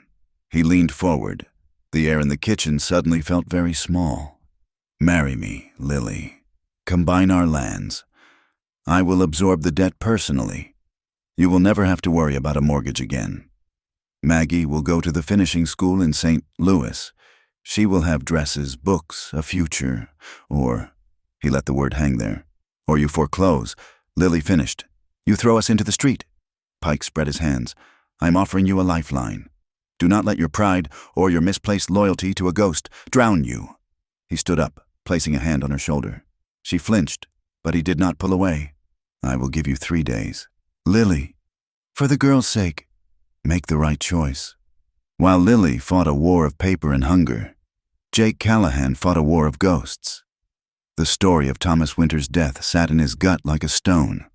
Accident. The word did not fit the landscape. Men died here. Certainly. They died of thirst, of freezing, of horses falling, of snakes. But Thomas had been a cautious man. Jake rode out to the ravine where Thomas had been found. It was a jagged scar in the earth, 5 miles west of town, marking the disputed boundary line between the Winters place and the Pike Empire. The wind was vicious here, funneling through the rocks with a hollow moan. Jake tethered his horse and climbed down the steep slope. It had been 2 years, but the earth in the west held on to its secrets. He walked the fence line at the top of the ridge. The posts were old, gray cedar, weathered by the sun. He moved slowly, his eyes scanning the ground, the brush, the wood. He found it on the 4th post. It was a small, dark hole, easy to miss if you were not looking for it. A knot in the wood, most would say. Jake pulled his knife and dug at the gray timber. He pried out a piece of lead. It was flattened, deformed by the impact, but it was unmistakably a bullet, a .44 caliber slug. It had been fired from an angle, embedding itself deep in the wood. Jake looked at the ground. The grass had grown over the years, but the lay of the land told a story. If Thomas had been riding the fence line and a shot had come from the ridge above, his horse would have spooked. It would have bolted toward the only open ground, the ravine edge. This was no accident. Thomas Winters had been hunted. Jake pocketed the lead slug. He needed a voice to go with the bullet. He rode to the outskirts of town, to a shack built of scrap lumber and tin that rattled in the wind. It belonged to Jebediah Sneed. Jeb had been Pike's foreman 10 years ago, a hard man who had eventually found the bottom of a whiskey bottle and never climbed out. Jeb was sitting on a crate outside his shack, whittling a stick. He looked up as Jake approached, his eyes watery and red-rimmed. He squinted at the scar on Jake's face. "I know you," Jeb croaked. "You are the Callahan boy, the one who went to the pen." Jake dismounted. "Hello? Jeb, you got tobacco?" Jake tossed him a pouch. Jeb caught it with a trembling hand and began to roll a cigarette. "I need to ask you about Thomas Winters," Jake said. Jeb's hands froze. The tobacco spilled onto his dirty trousers. He licked his lips nervously. "I do not know nothing about that. It was an accident. Horse threw him." Jake stepped closer. He took the flattened bullet from his pocket and held it out. "I found this in a fence post at the ravine. Jeb, since when do horses carry pistols?" Jeb stared at the lead slug. His face paled under the grime. "Put that away," he whispered. "You will get us both killed." "Who fired it?" "Jeb. I was not there, but you were foreman then. You gave the orders. Did Pike tell you to kill him?" "No!" Jeb shouted, looking around fearfully. "Not kill, just scare him." Jake crouched down so he was eye level with the old man. His voice was low and dangerous. "Tell me." Jeb began to weep, a pathetic wheezing sound. Pike said Winters was encroaching, said he needed to be taught a lesson about boundaries.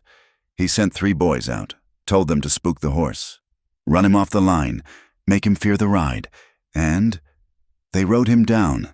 Jeb sobbed. They were shooting at the hooves, laughing. The horse went crazy. It went over the edge.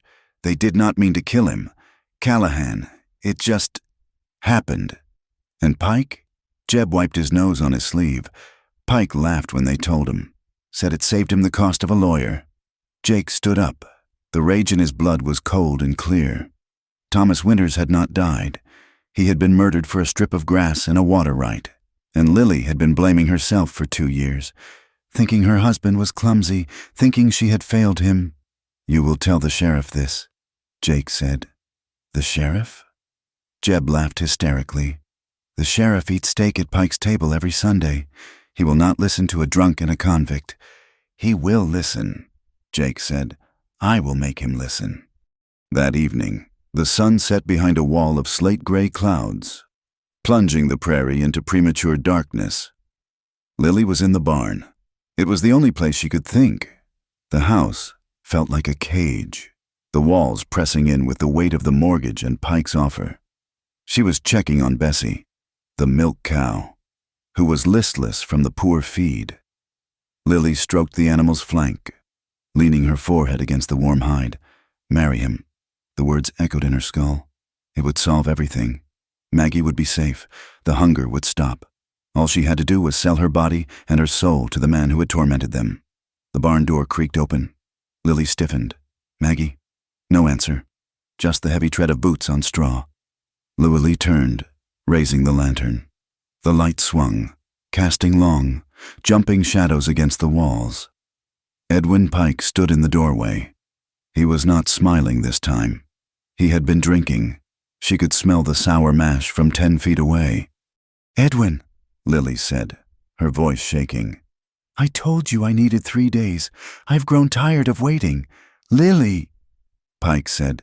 He walked toward her, kicking a bucket out of his way. The sound was loud in the quiet barn. "You are playing games with me. You let that convict fix your roof. You let him sit in your house. And you make me wait?" "Get out," Lily said, backing up until she hit the wall of the stall. Pike lunged. He was faster than a man his size should be. He grabbed her arm, his fingers digging into her flesh like talons. "You belong to me," he hissed, his face inches from hers. "You always have. Thomas was just a placeholder. And that trash Callahan, he is nothing. I own the ground you stand on. I own the roof over your head. Let go of me," Lily screamed. She swung the lantern, trying to hit him. Pike caught her wrist. He twisted it, hard. Lily cried out, and her fingers opened.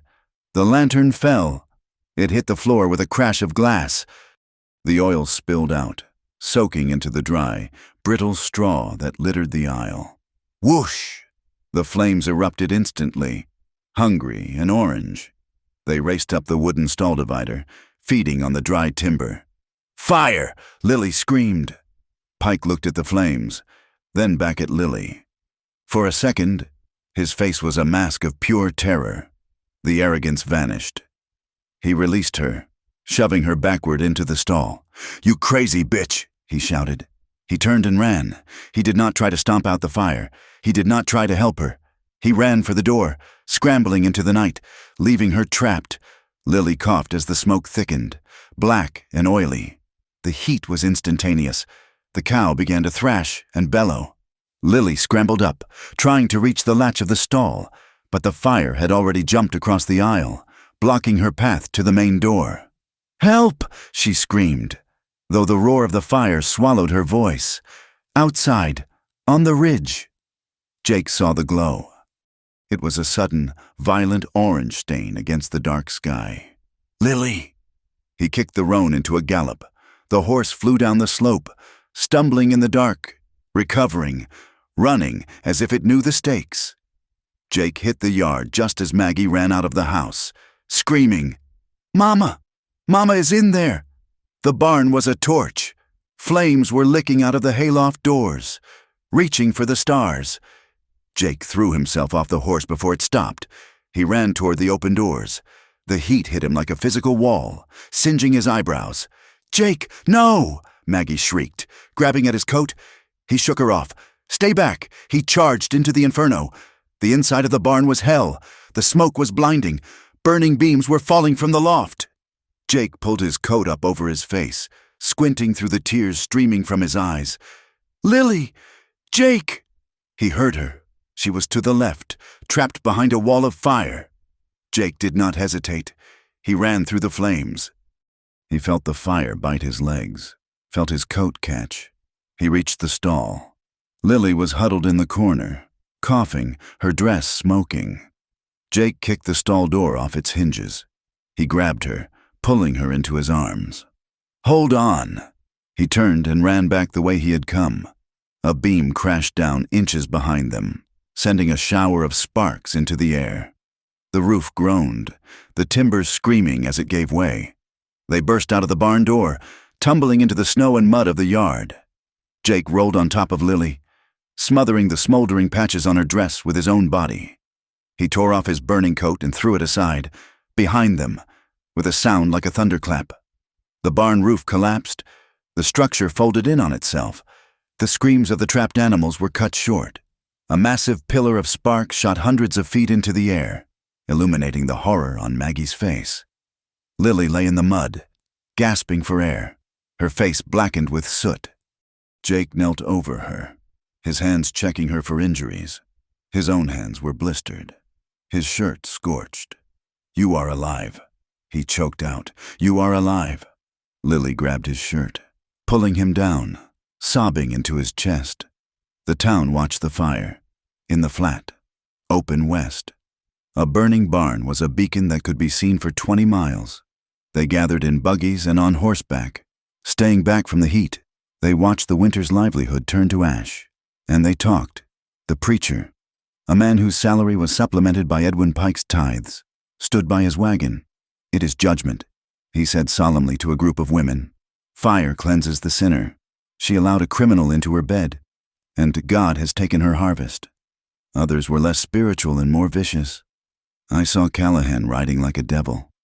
A man said, "I bet he lit it. Probably wanted revenge on Pike for calling in the loan. He burned her out to spite the bank." By morning, the story had solidified.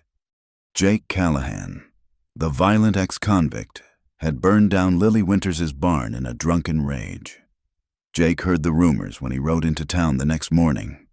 He had left Lily and Maggie at the ruin of their homestead, wrapped in blankets, staring at the smoking pit where their animals had died. He had work to do. He walked down the center of the street. He was a terrifying figure. His face was blackened with soot, his hair singed, his hands wrapped in torn strips of cloth. He walked with a limp, his broken ribs screaming with every step. He stopped in front of the bank trust. "Pike!" he roared. The street went silent. Shopkeepers came to their windows. Edwin Pike stepped out of the bank. He was pale, but he had composed himself. He wore a fresh suit. He looked at the crowd, then at Jake. "You have some nerve."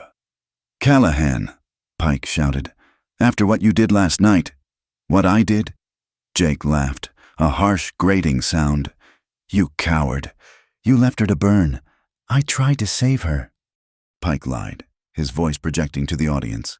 "I rode out to check on the mortgage. I found the barn ablaze. I tried to get to her, but the heat, and then I saw you running from the back. Liar! Jake stepped forward, his hand hovering near his gun. You were there. You knocked the lantern over when she fought you off, and you ran like a rat, Pike sneered. Who will they believe? Callahan? The banker or the convict? The man who builds this town? Or the man who burns it? He signaled to the sheriff, who was standing nervously by the saloon. Sheriff, arrest this man for arson and attempted murder. The sheriff stepped off the boardwalk, his hand on his gun.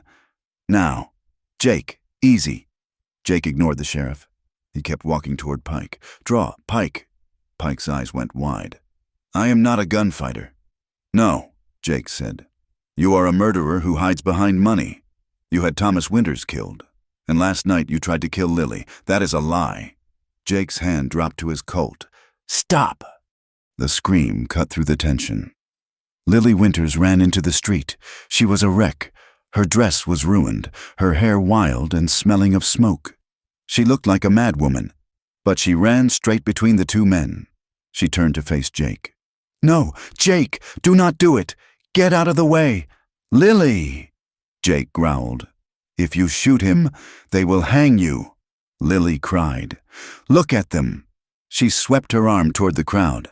The faces watching them were hard, fearful, and judgmental. They want you to be the villain. She sobbed. Do not give them the satisfaction. If you kill him, you are exactly what they say you are, and I will lose you again. Jake looked at her. He saw the terror in her eyes, not terror of Pike, but terror of losing him. He looked at Pike, who was sweating, crouching slightly. Jake's hand trembled over the walnut grip of his revolver. Every instinct in his body screamed to end it, to put a bullet in the man who had destroyed their lives. But he looked at Lily. He took a deep breath, the ash in his lungs burning. He slowly moved his hand away from the gun. You are not worth the rope. Jake spat at Pike. He turned to Lily. Come on. Where? She whispered. We have nothing. The barn is gone. The house is freezing. We have a place, he said. He took her arm, gentle despite his rage, and led her away from the bank, away from the crowd, and toward the edge of town. Maggie followed, her head down, carrying a small bundle of clothes. Pike stood on the boardwalk, breathing hard, watching them go. He had won the battle, but for the first time, he looked like a man who was losing the war. Jake's cabin was a single-room shack on the very edge of Blind River, where the town faded back into the prairie. It was rough, built of unpeeled logs, with wind whistling through the chinking. It was small. With 3 people inside, there was nowhere to hide. Maggie took the narrow bed in the corner, exhausted into silence. She fell asleep almost instantly, curled under a buffalo robe. Jake and Lily sat at the small table in the center of the room. A single oil lamp burned between them, casting a soft, golden circle of light that held the darkness at bay. The intimacy was suffocating. They were stripped of everything: homes, reputation, pride. They were just a man and a woman in a wooden box, battered by the wind. Lily looked at Jake's blistered hands resting on the wood. I am so tired. Jake, she whispered. He looked up. Her face was streaked with soot and tears. I know. I have been fighting for 20 years. She said, I fought my father's bottle. I fought the drought. I fought for Thomas's dignity. I fought Pike. And for what? It is all gone. The land is gone. The animals are dead. She put her head in her hands. I thought if I was just strong enough, if I just worked hard enough, I could make it right. But I was just waiting. Waiting for what? Jake asked softly. For you, she confessed, the words muffled by her palms. Even when I married Thomas, God forgive me, I was waiting for you. Every time I looked at the horizon, I was looking for a roan horse. I hated myself for it, but I could not stop. Jake reached across the table. He took her hands, pulling them away from her face. I wanted to die in that cell. Lily, he said. She stared at him, shocked by the admission. The second year in Yuma, I got put in the dark box. 30 days, no light, no sound, just heat and my own mind going rot. I thought about ending it. I had a piece of sharpened metal. It would have been easy. He ran his thumb over her knuckles. But I saw the creak. I saw the way the sun hit your hair that day. I heard your voice saying, "Promise me." It was the only thing that was real. You kept me alive. Lily, you were the anchor. And when I got out, and I saw what I had become, I thought I had no right to come back. He looked down at his scars. I thought I was too broken for you, that I would only bring you darkness. Lily stood up. She walked around the table. She stood between his knees. She reached out and touched his face, her fingers tracing the jagged scar on his cheek. You are not broken. Jake, you are just etched, like the land. She leaned down.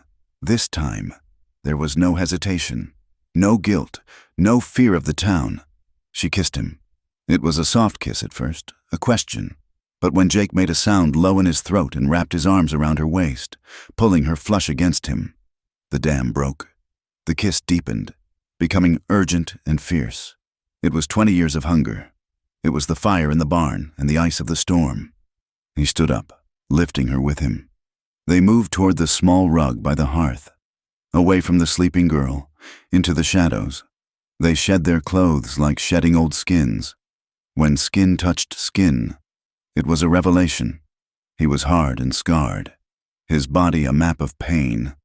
She was soft but worn, her body shaped by childbearing and labor. They clung to each other with a desperation that bordered on violence. There was no gentle romance here. This was survival love.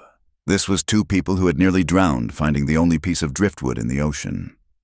Jake buried his face in her neck, inhaling the scent of smoke and woman. Lily wrapped her legs around him, pulling him closer, needing to feel the weight of him to know he was real.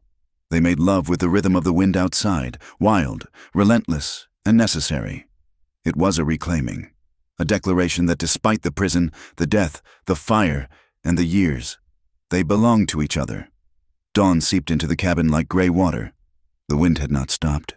It still battered the walls, a reminder that the world outside had not changed. Pike was still powerful. The barn was still ash. The debt was still due. But inside, the air had shifted. Jake lay on his back on the rug, the buffalo robe pulled over them.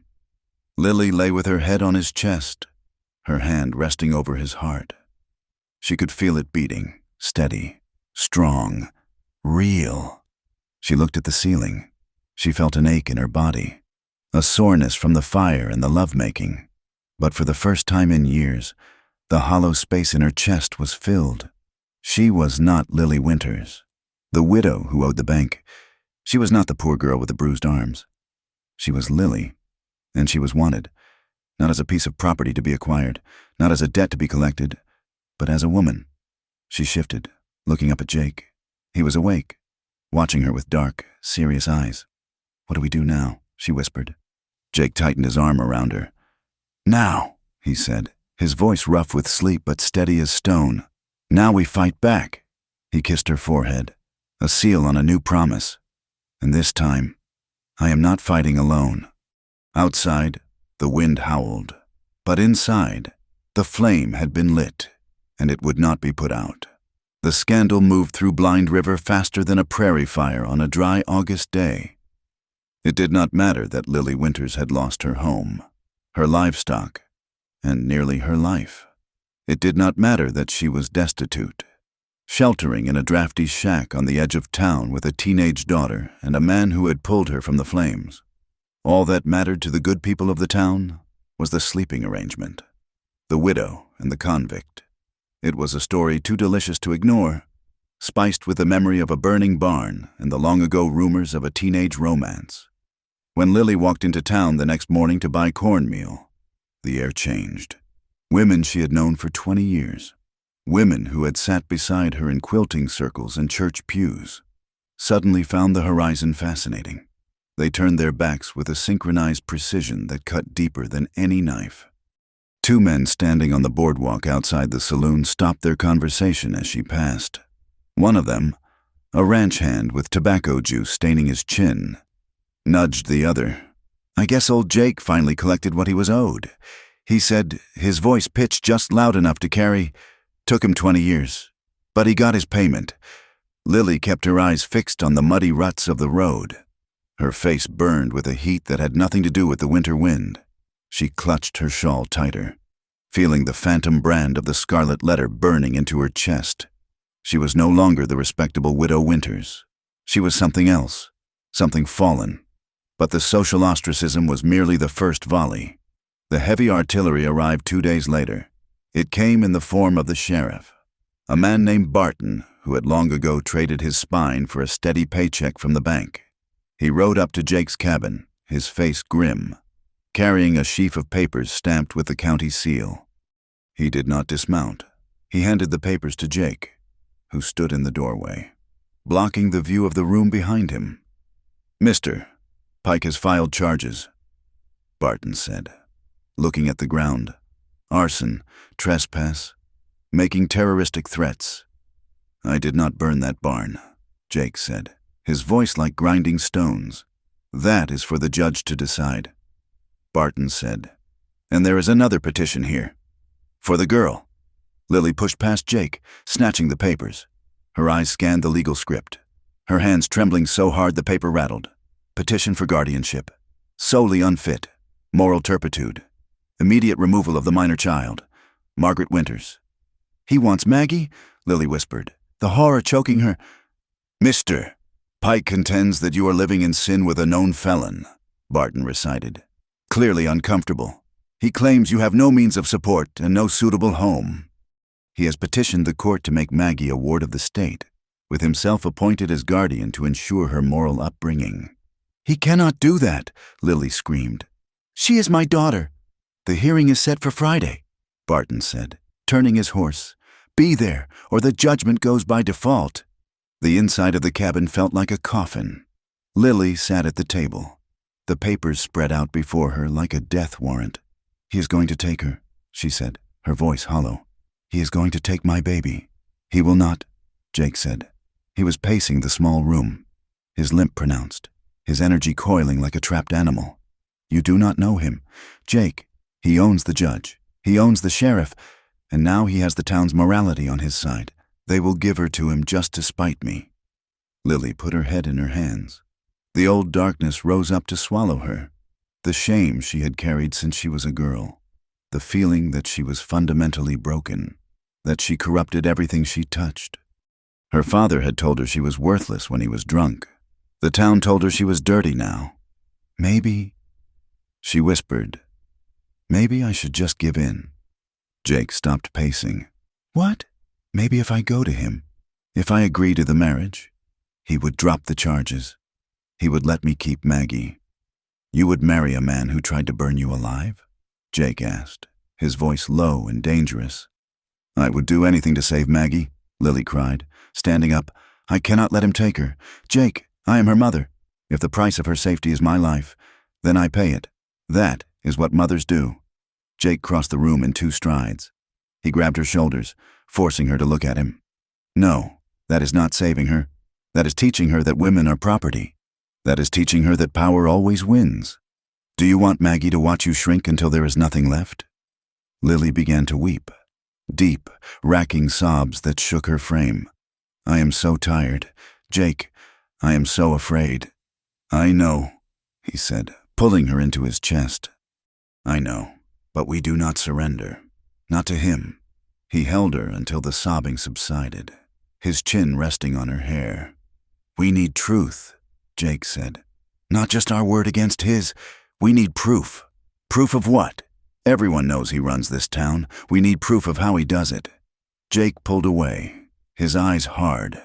"I am going to see Jeb Sneed." The winter deepened as the week wore on.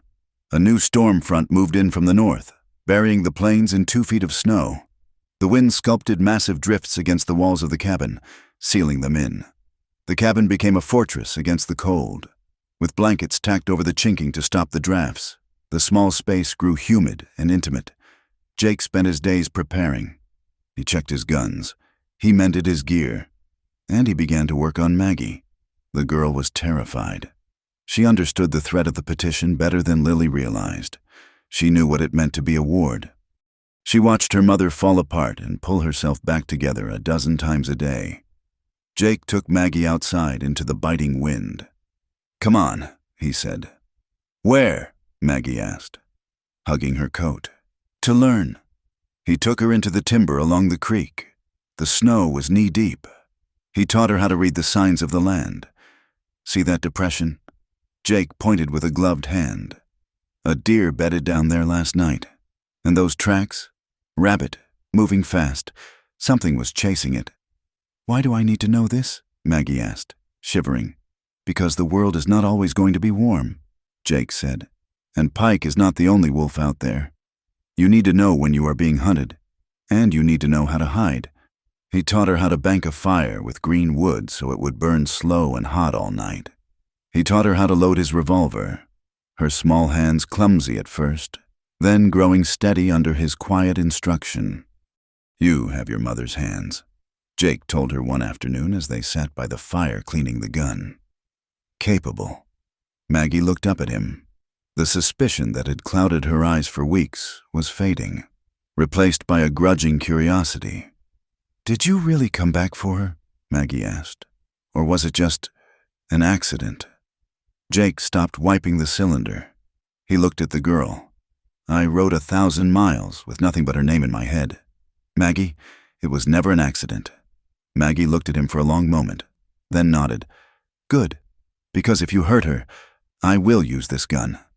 Jake smiled, a rare, genuine expression that softened the harsh lines of his face. "I believe you would."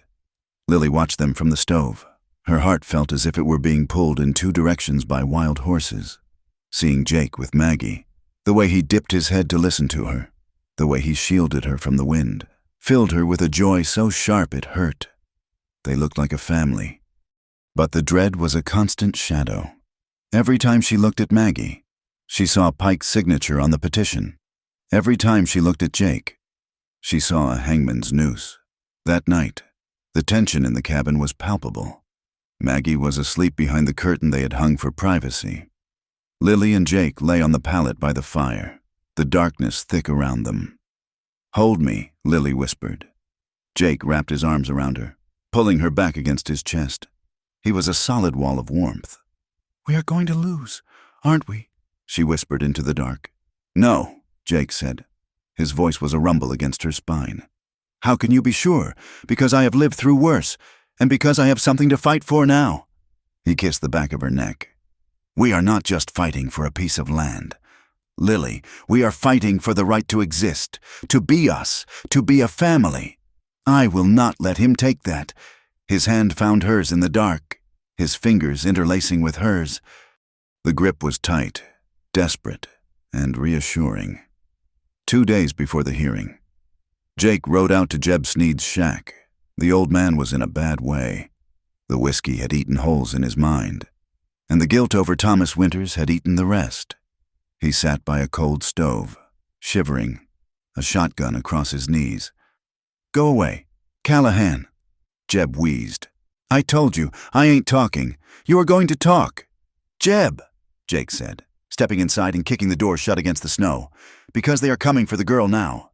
Jeb looked up, his eyes rheumy. "The girl? Pike is taking Maggie. He's going to raise her." Jeb flinched. No, he can't. That man, he is poison. Then stop him. I can't. He will kill me. He is killing you anyway." "Jeb, look at you. You are drinking yourself to death to drown out the sound of those horses chasing Thomas into the ravine." Jeb began to weep. Jake knelt beside him. "I need you to tell the judge just the truth, that Pike gave the order, that it wasn't an accident." "If I talk..." Jeb wiped his nose. "You have to promise. Promise you will keep me safe until I get on the stand." "I promise." Jake said, "I will come for you the night before the hearing. I will ride you into town myself. Nobody will touch you." The eve of the hearing arrived with a sky the color of iron. The wind had picked up again, promising a blizzard by midnight. Lily stood at the door of the cabin, her hand on Jake's arm. He was dressed for the cold, his heavy coat repaired with clumsy stitches, his hat pulled low. "Be careful," she said. "It feels wrong out there." "I will be back in 2 hours," Jake said. I'm just going to fetch Jeb. We will keep him here tonight, and tomorrow we walk into that courtroom and end this." He kissed her, a hard, lingering press of lips. "Watch the road," he told Maggie, who was standing by the fire with the rifle. "I will," she said. Jake mounted the roan and rode out into the gathering dusk. The road to Jeb's shack wound through a thick stand of cottonwoods and scrub oak. The trees were coated in ice, their branches twisted like skeletal fingers. The snow was deep, muffling the sound of the horse's hooves. Jake rode with his hand on his thigh, near his gun. The silence of the woods was heavy. He reached the shack without incident. Jeb was waiting, wrapped in a filthy blanket, clutching a canvas satchel to his chest. He looked terrified. "You came," Jeb whispered. "I said I would. Get on behind me." They rode back slow. The horse struggled with the double weight in the deep snow. The light was fading fast, turning the world into a landscape of gray shadows. They reached the stretch of road known as Dead Man's Curve, where the trees pressed in close to the trail. Jake's instincts screamed a split second before the first shot rang out. Crack! A bullet whined past Jake's ear, slapping into the bark of an oak tree. "Ambush!" Jake roared. He spurred the roan, but the deep snow slowed the animal. Two men stepped out from the trees ahead, their faces covered with bandanas, rifles raised. Jake drew his Colt. He fired twice, the reports deafening in the cold air. One of the men crumpled, clutching his leg. The other fired. Jeb screamed behind Jake. The impact of the bullet knocked the old man backwards.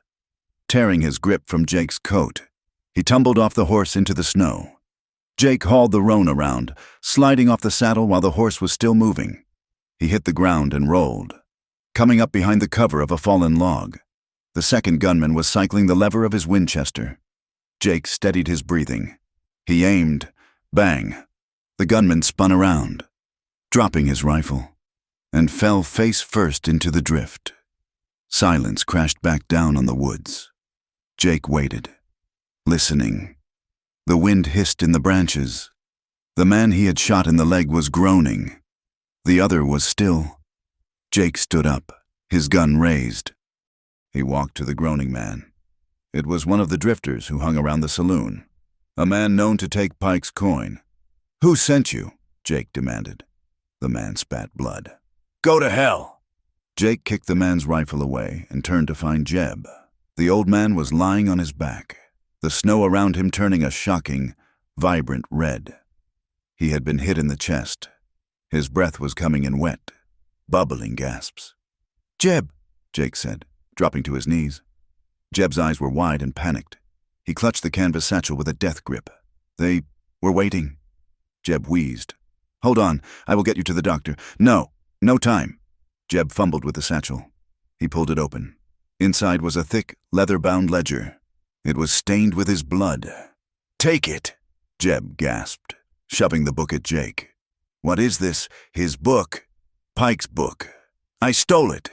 When I left, insurance." Jeb coughed, blood spilling over his lips. "It is all there.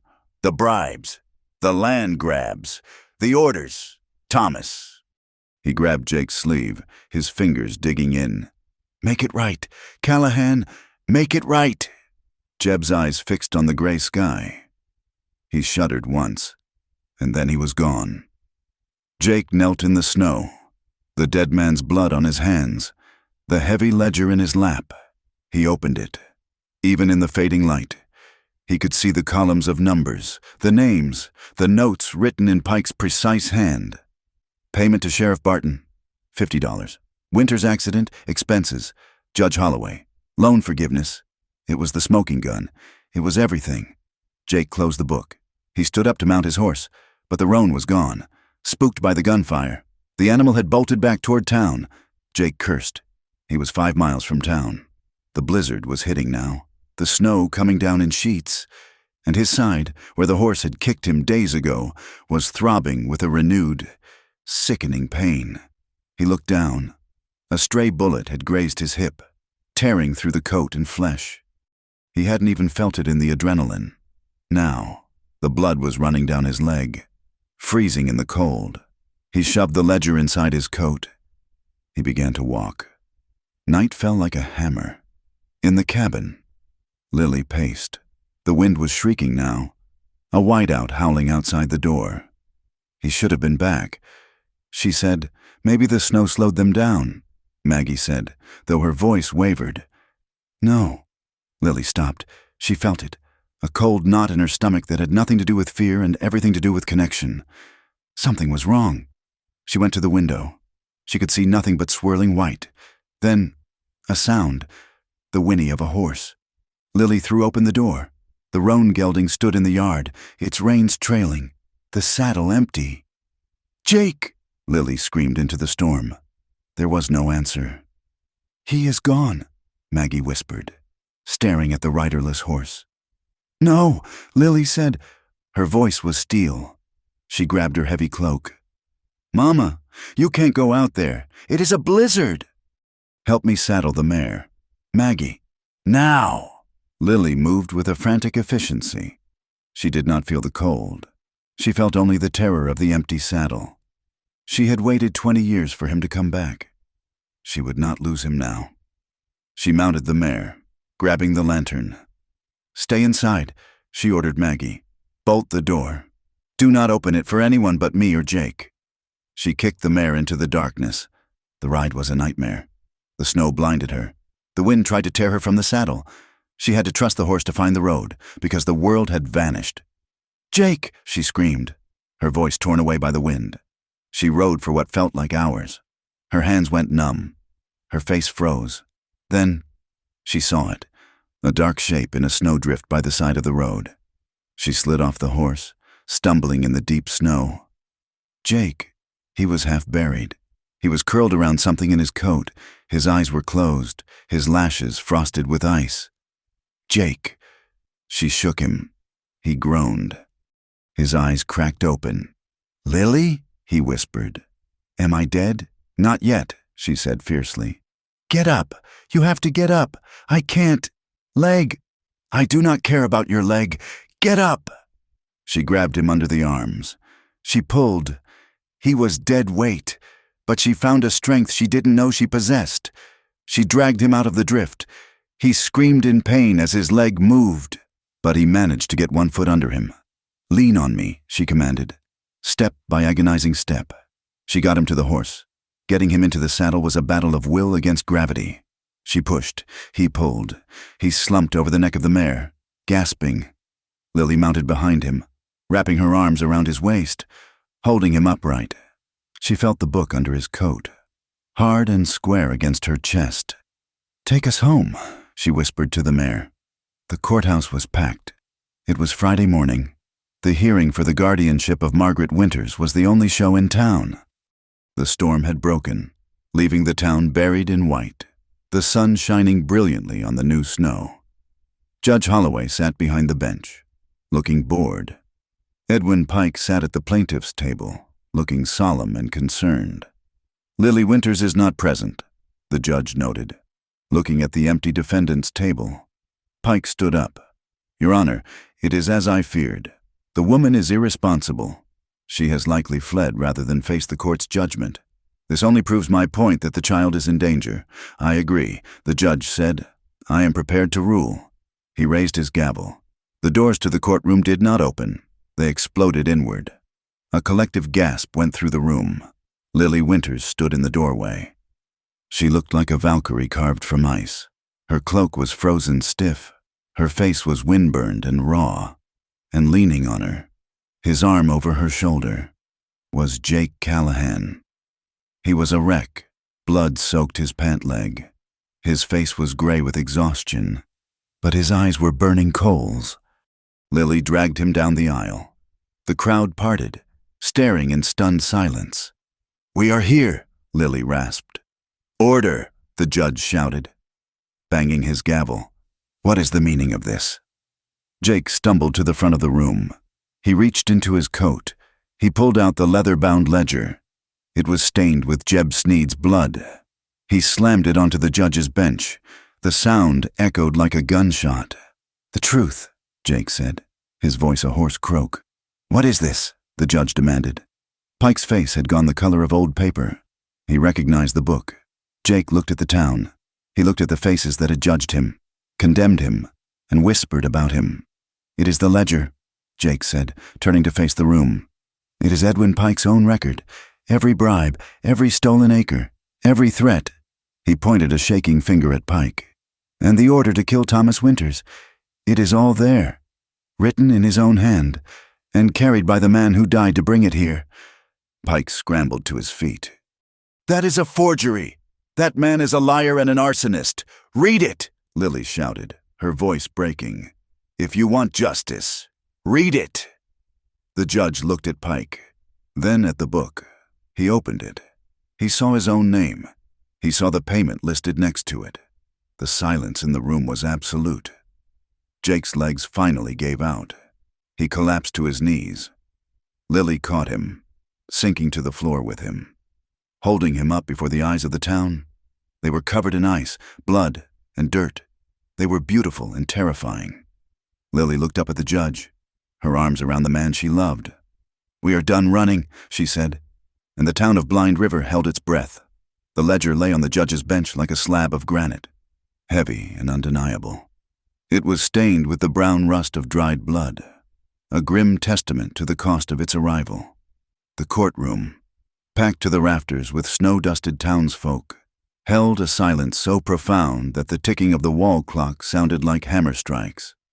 Judge Holloway, a man who had long enjoyed the comforts of Edwin Pike's patronage, looked down at the book. He looked at the rows of figures, the dates, and the damning notes written in a precise, familiar script. He looked up at Pike, his face pale. "This is highly irregular," the judge stammered. "It is not irregular," Jake rasped. He was still on his knees, supported by Lily, his breath coming in shallow hitches. "It is evidence." Pike stood up, smoothing his waistcoat with hands that shook slightly. "It is a forgery," Pike declared, his voice booming to fill the room. He pointed an accusing finger at Jake. "Look at the source, Your Honor. This man is a convicted felon, a horse thief, a drifter with mixed blood who has been in town for a matter of weeks. He burns down a barn, shoots 2 men on the road, and then produces a book he claims is mine. It is a desperate fabrication by a criminal trying to escape the hangman." Pike turned to the crowd, playing to their prejudices. "Are we going to take the word of a man like that over the word of a pillar of this community? He is nothing but a mongrel dog biting the hand of civilization." A murmur went through the crowd. Old habits died hard, and the town was used to listening to Edwin Pike. Doubt began to creep into the faces of the jury. Then, Lily Winters stood up. She released Jake, letting him lean against the railing. She stepped into the center of the aisle. She was a ruin of a woman, her cloak torn, her hair wild, her face raw from the frost. But she stood straight. "He is not a liar," she said. Her voice trembled at first, but she forced it to steady. Pike sneered. "Sit down, Lily. You are hysterical." "I will not sit down," Lily shouted. She turned to face the neighbors she had known all her life. "You want to know about the barn?" she asked. "Jake did not burn it. Edwin Pike burned it." A gasp rippled through the room. "He came to me," Lily said, her voice ringing clear. "He told me that if I did not marry him, he would take my daughter. He told me I had no choice. When I refused him, when I fought him off, he knocked over the lantern, and he ran. He left me to burn. He locked the door with his silence and ran away." She took a breath, tears streaming down her soot-stained cheeks. "For 2 years, I have lived in shame. I let you all look at me and whisper that I was poor, that I was unlucky. I let you think my husband died because he was clumsy, but Thomas was murdered, and I was too afraid to say it." She pointed at Pike. "He has held this town by the throat with fear and debt, and I am done being afraid." The courtroom was stunned. This was not the quiet, beaten-down widow they knew. Then, movement in the back. A woman stood up. It was Mrs. Gable, a widow who ran a small seamstress shop. "He told me the same thing," Mrs. Gable said quietly. "When my husband passed, Pike offered to forgive the loan if I was friendly. When I said no, he took the shop. Another man stood up. Silas Miller, the old rancher Jake had worked for. My hay. Silas grunted. 3 years back. Burned to the ground the night before I was to sell it. I had to sell the south pasture to the bank for pennies on the dollar to survive. Pike bought it the next day. One by one. They stood. The dam had broken. The fear that Pike had carefully cultivated for a decade crumbled under the weight of Lily's courage. Stories of extortion, of sudden accidents, of loans called in early, filled the air. Edwin Pike looked around, his eyes darting like a trapped rat. The room was turning against him. The air was thick with a sudden, dangerous hostility. Beside Jake, Maggie sat on the floor, clutching his coat. She looked at the man who had fought through a blizzard to save them. She saw the blood soaking his trouser leg. She squeezed his hand so hard his knuckles turned white. "Pa," she whispered, the word slipping out before she could catch it. "You have to be okay. Pa." Jake looked down at her, his vision blurring, but he heard it. He squeezed her hand back, an anchor in the storm. The doors opened again. Sheriff Barton walked in. He looked shaken. Behind him, 2 deputies dragged a man in chains. It was the surviving gunman from the ambush at Dead Man's Curve. He was limping, his face pale from blood loss. "Sheriff?" Judge Holloway asked. "We found this man crawling through the snow a mile from the shooting," Barton said. "He has something to say." The gunman looked at Pike, then at the rope the bailiff was holding. He made a calculation. "I am not hanging for this alone." The gunman spat. He looked at the judge. "Pike hired us, $500 to stop Callahan and the old man. He said no witnesses." Pike slammed his fist on the table. "He is lying. I never saw this man before. He paid us half up front." The gunman continued, ignoring Pike. "In gold. You will find the other half in his safe. And he paid me last year to cut the fences at the Miller place. And he paid the boys who ran Thomas Winters into that ravine." The testimony hung in the air, final and damning. Judge Holloway looked at the ledger again. He looked at the furious crowd. He looked at Pike. The judge was a corrupt man, but he was also a survivor. He knew when the wind had changed. "Edwin Pike," the judge said, his voice hard. "This court finds sufficient evidence to hold you over for trial on charges of conspiracy, fraud, and 3 counts of attempted murder. Sheriff, take him into custody. I'm ordering the immediate seizure of all bank assets pending an investigation." "No!" Pike screamed. The mask of the gentleman shattered completely. His face twisted into a snarl of pure rage. He realized it was over. The money, the power, the reputation. He reached inside his coat. He pulled a Derringer, a small, deadly hideout gun. He aimed it at the witness stand, at the gunman who had betrayed him, or perhaps at the judge. It did not matter. "Gun!" someone shouted. Jake moved. He had nothing left. He was bleeding out, his body battered beyond reason. But instinct was a hard thing to kill. He lunged from his knees, throwing his body weight against the railing. He did not have his gun, but he had his hands. At the same time, Silas Miller, standing near the front, swung his heavy cane. The cane cracked across Pike's wrist. The gun discharged, the bullet burying itself harmlessly in the ceiling. Pike howled, dropping the weapon. Jake crashed into him, driving him to the floor. It was a messy, desperate tackle. Jake pinned him for a second, his blood smearing on Pike's expensive suit. "You are finished, Pike," Jake growled into his ear. Deputies swarmed them, hauling Pike off the floor. They clamped irons on his wrists. Pike struggled, spitting and cursing. "You cannot do this to me. I built this town. You are nothing without my money. You will all starve." Sheriff Barton shoved him toward the door. "I think we will manage. Mr. Pike." The town watched him go. There was no cheering, just a heavy, stunned silence. The monster who had lived in the big brick building was gone, dragged out in chains, in the center of the room. Jake tried to stand up. He made it halfway, looked at Lily, and smiled a faint, crooked smile. "We did it," he whispered. Then his eyes rolled back, and he collapsed into the darkness. The room above the doctor's office smelled of carbolic acid and sage.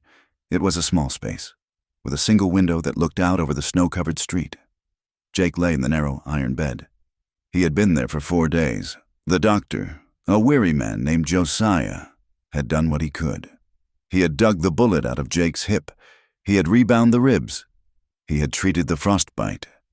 Now, it was up to the fever. Lily sat in a wooden chair by the bedside. She had not left the room except to fetch water. She held Jake's hand, her thumb rubbing the rough calluses. He was burning up. He thrashed in the sheets, muttering in a language of pain and memory. "Check the perimeter," he would gasp. "They are coming," or, softer, heartbreakingly, "I am sorry. Lily, the letters, I wrote them.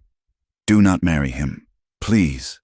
Lily leaned close, wiping his forehead with a cool cloth. "I am here, Jake. I did not marry him. I am right here. On the 5th night, the breathing changed. It became shallow, rattling in his chest. The doctor had looked at Lily earlier that evening with sad eyes and said, 'Tonight will decide it.' The wind howled outside, rattling the glass. Lily leaned over him. She put her mouth next to his ear. "You listen to me. Jacob Callahan," she whispered fiercely. "You do not get to leave. You do not get to ride back into my life, burn down my barn, save my daughter, and then die on me." Her tears fell onto his face, tracking through the stubble on his cheek. "I forgive you. I forgave you the moment I saw you in the street. I love you, Jake. I love every scar. I love the years we'd lost because they brought us here." She gripped his hand tighter. "I am done letting the world tell me who I can love. I am done being afraid. If you stay, if you just stay, we will build a life that belongs only to us. No debts, no ghosts. Just us. Please, Jake." She laid her head on his chest, listening to the erratic thump of his heart, willing it to steady. She fell asleep there, exhausted, praying to a God she had almost given up on. When she woke, the light was different. It was morning. The sun was streaming through the window, bright and clear. She sat up, panicked. Jake was looking at her. His eyes were clear. The fever glaze was gone, leaving them dark and tired, but present. "You talk a lot when I'm sleeping," he rasped, his voice sounding like gravel. Lily stared at him. A sob broke from her throat. "Jake." He tried to lift his hand to touch her face, but he was too weak. He looked past her. Maggie was asleep in the chair in the corner, her head resting on her arms on the side of the bed. "She called me Pa," Jake whispered. "In the courtroom." Lily smiled through her tears. "I know, she did." Jake let out a long breath, his eyes closing. "I am staying. Lily, I am not going anywhere." Spring arrived in the high country not as a gentle awakening, but as a victory. The snow retreated, leaving behind mud that slowly turned to green. The creek, once frozen silence, rushed with the noise of life. The court had moved quickly. With Pike's assets seized, the federal marshals had begun the long process of untangling his crimes. As a form of reparation, the judge, eager to distance himself from his former patron, had canceled the fraudulent mortgage on the Winters homestead. Lily held the deed in her hand. It was just paper, but it felt heavier than gold. The land was theirs, clear and free. On a morning in late April, when the air smelled of wet earth and sage, they gathered by the creek.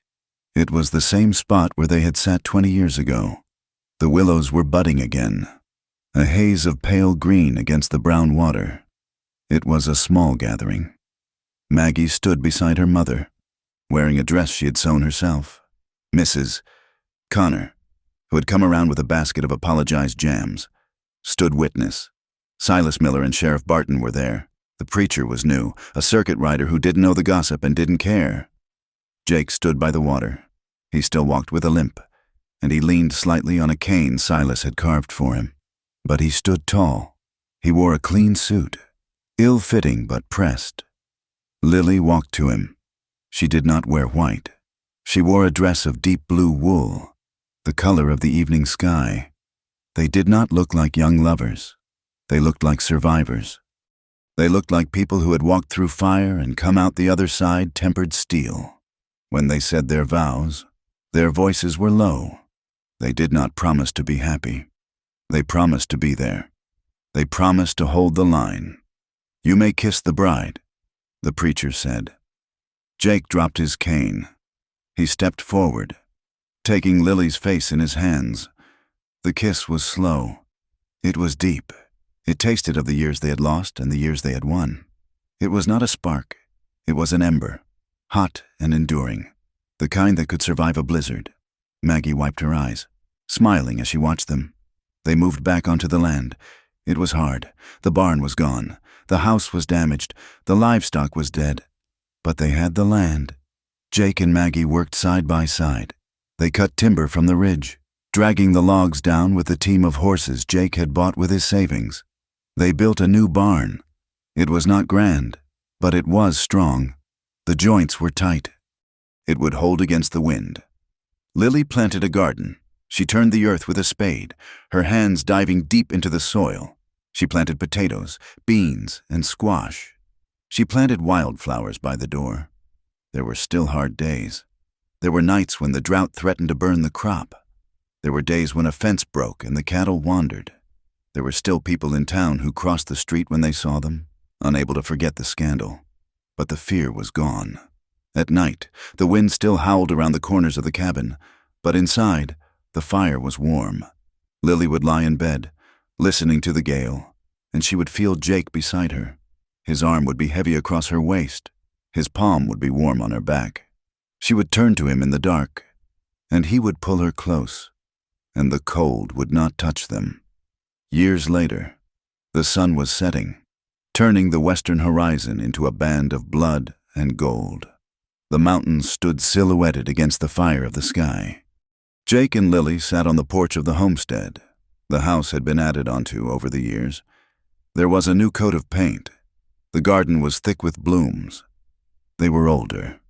Jake's hair was silver now, and the limp was a permanent part of his gait.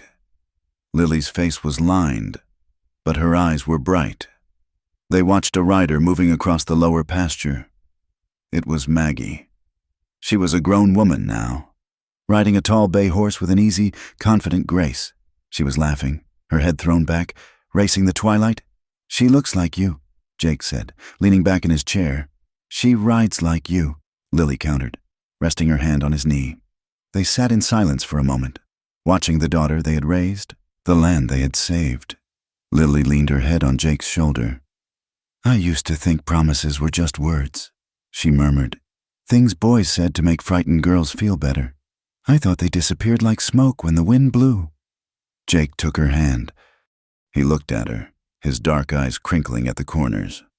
"Some promises are light," he said softly, "but some have to travel a long way. They have to go through 20 years of dust. They have to bleed a little. They have to fight through the prejudice and the fire." He kissed her hair, the gray mixing with the brown. "But coming back for you, Lily, that was the only thing that ever made sense. It was the only map I ever had. The sun dipped below the mountains. The air grew cool. The wind kicked up, singing its old, lonely song across the vast, unforgiving west." Jake and Lily stood up. They did not hurry.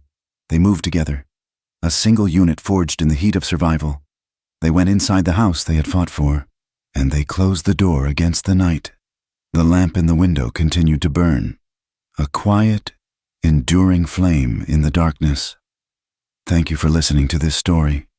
It has been a long journey from the dusty streets of Blind River to this quiet porch, and I am grateful you rode the trail with me. I would love to know where you are listening from. Please leave a comment below and share your location. If you enjoyed this tale of the American frontier, please subscribe to From Wild West for more stories of love, survival, and the grit of the old days. Share your thoughts in English. I read every one. Until the next time, keep your powder dry.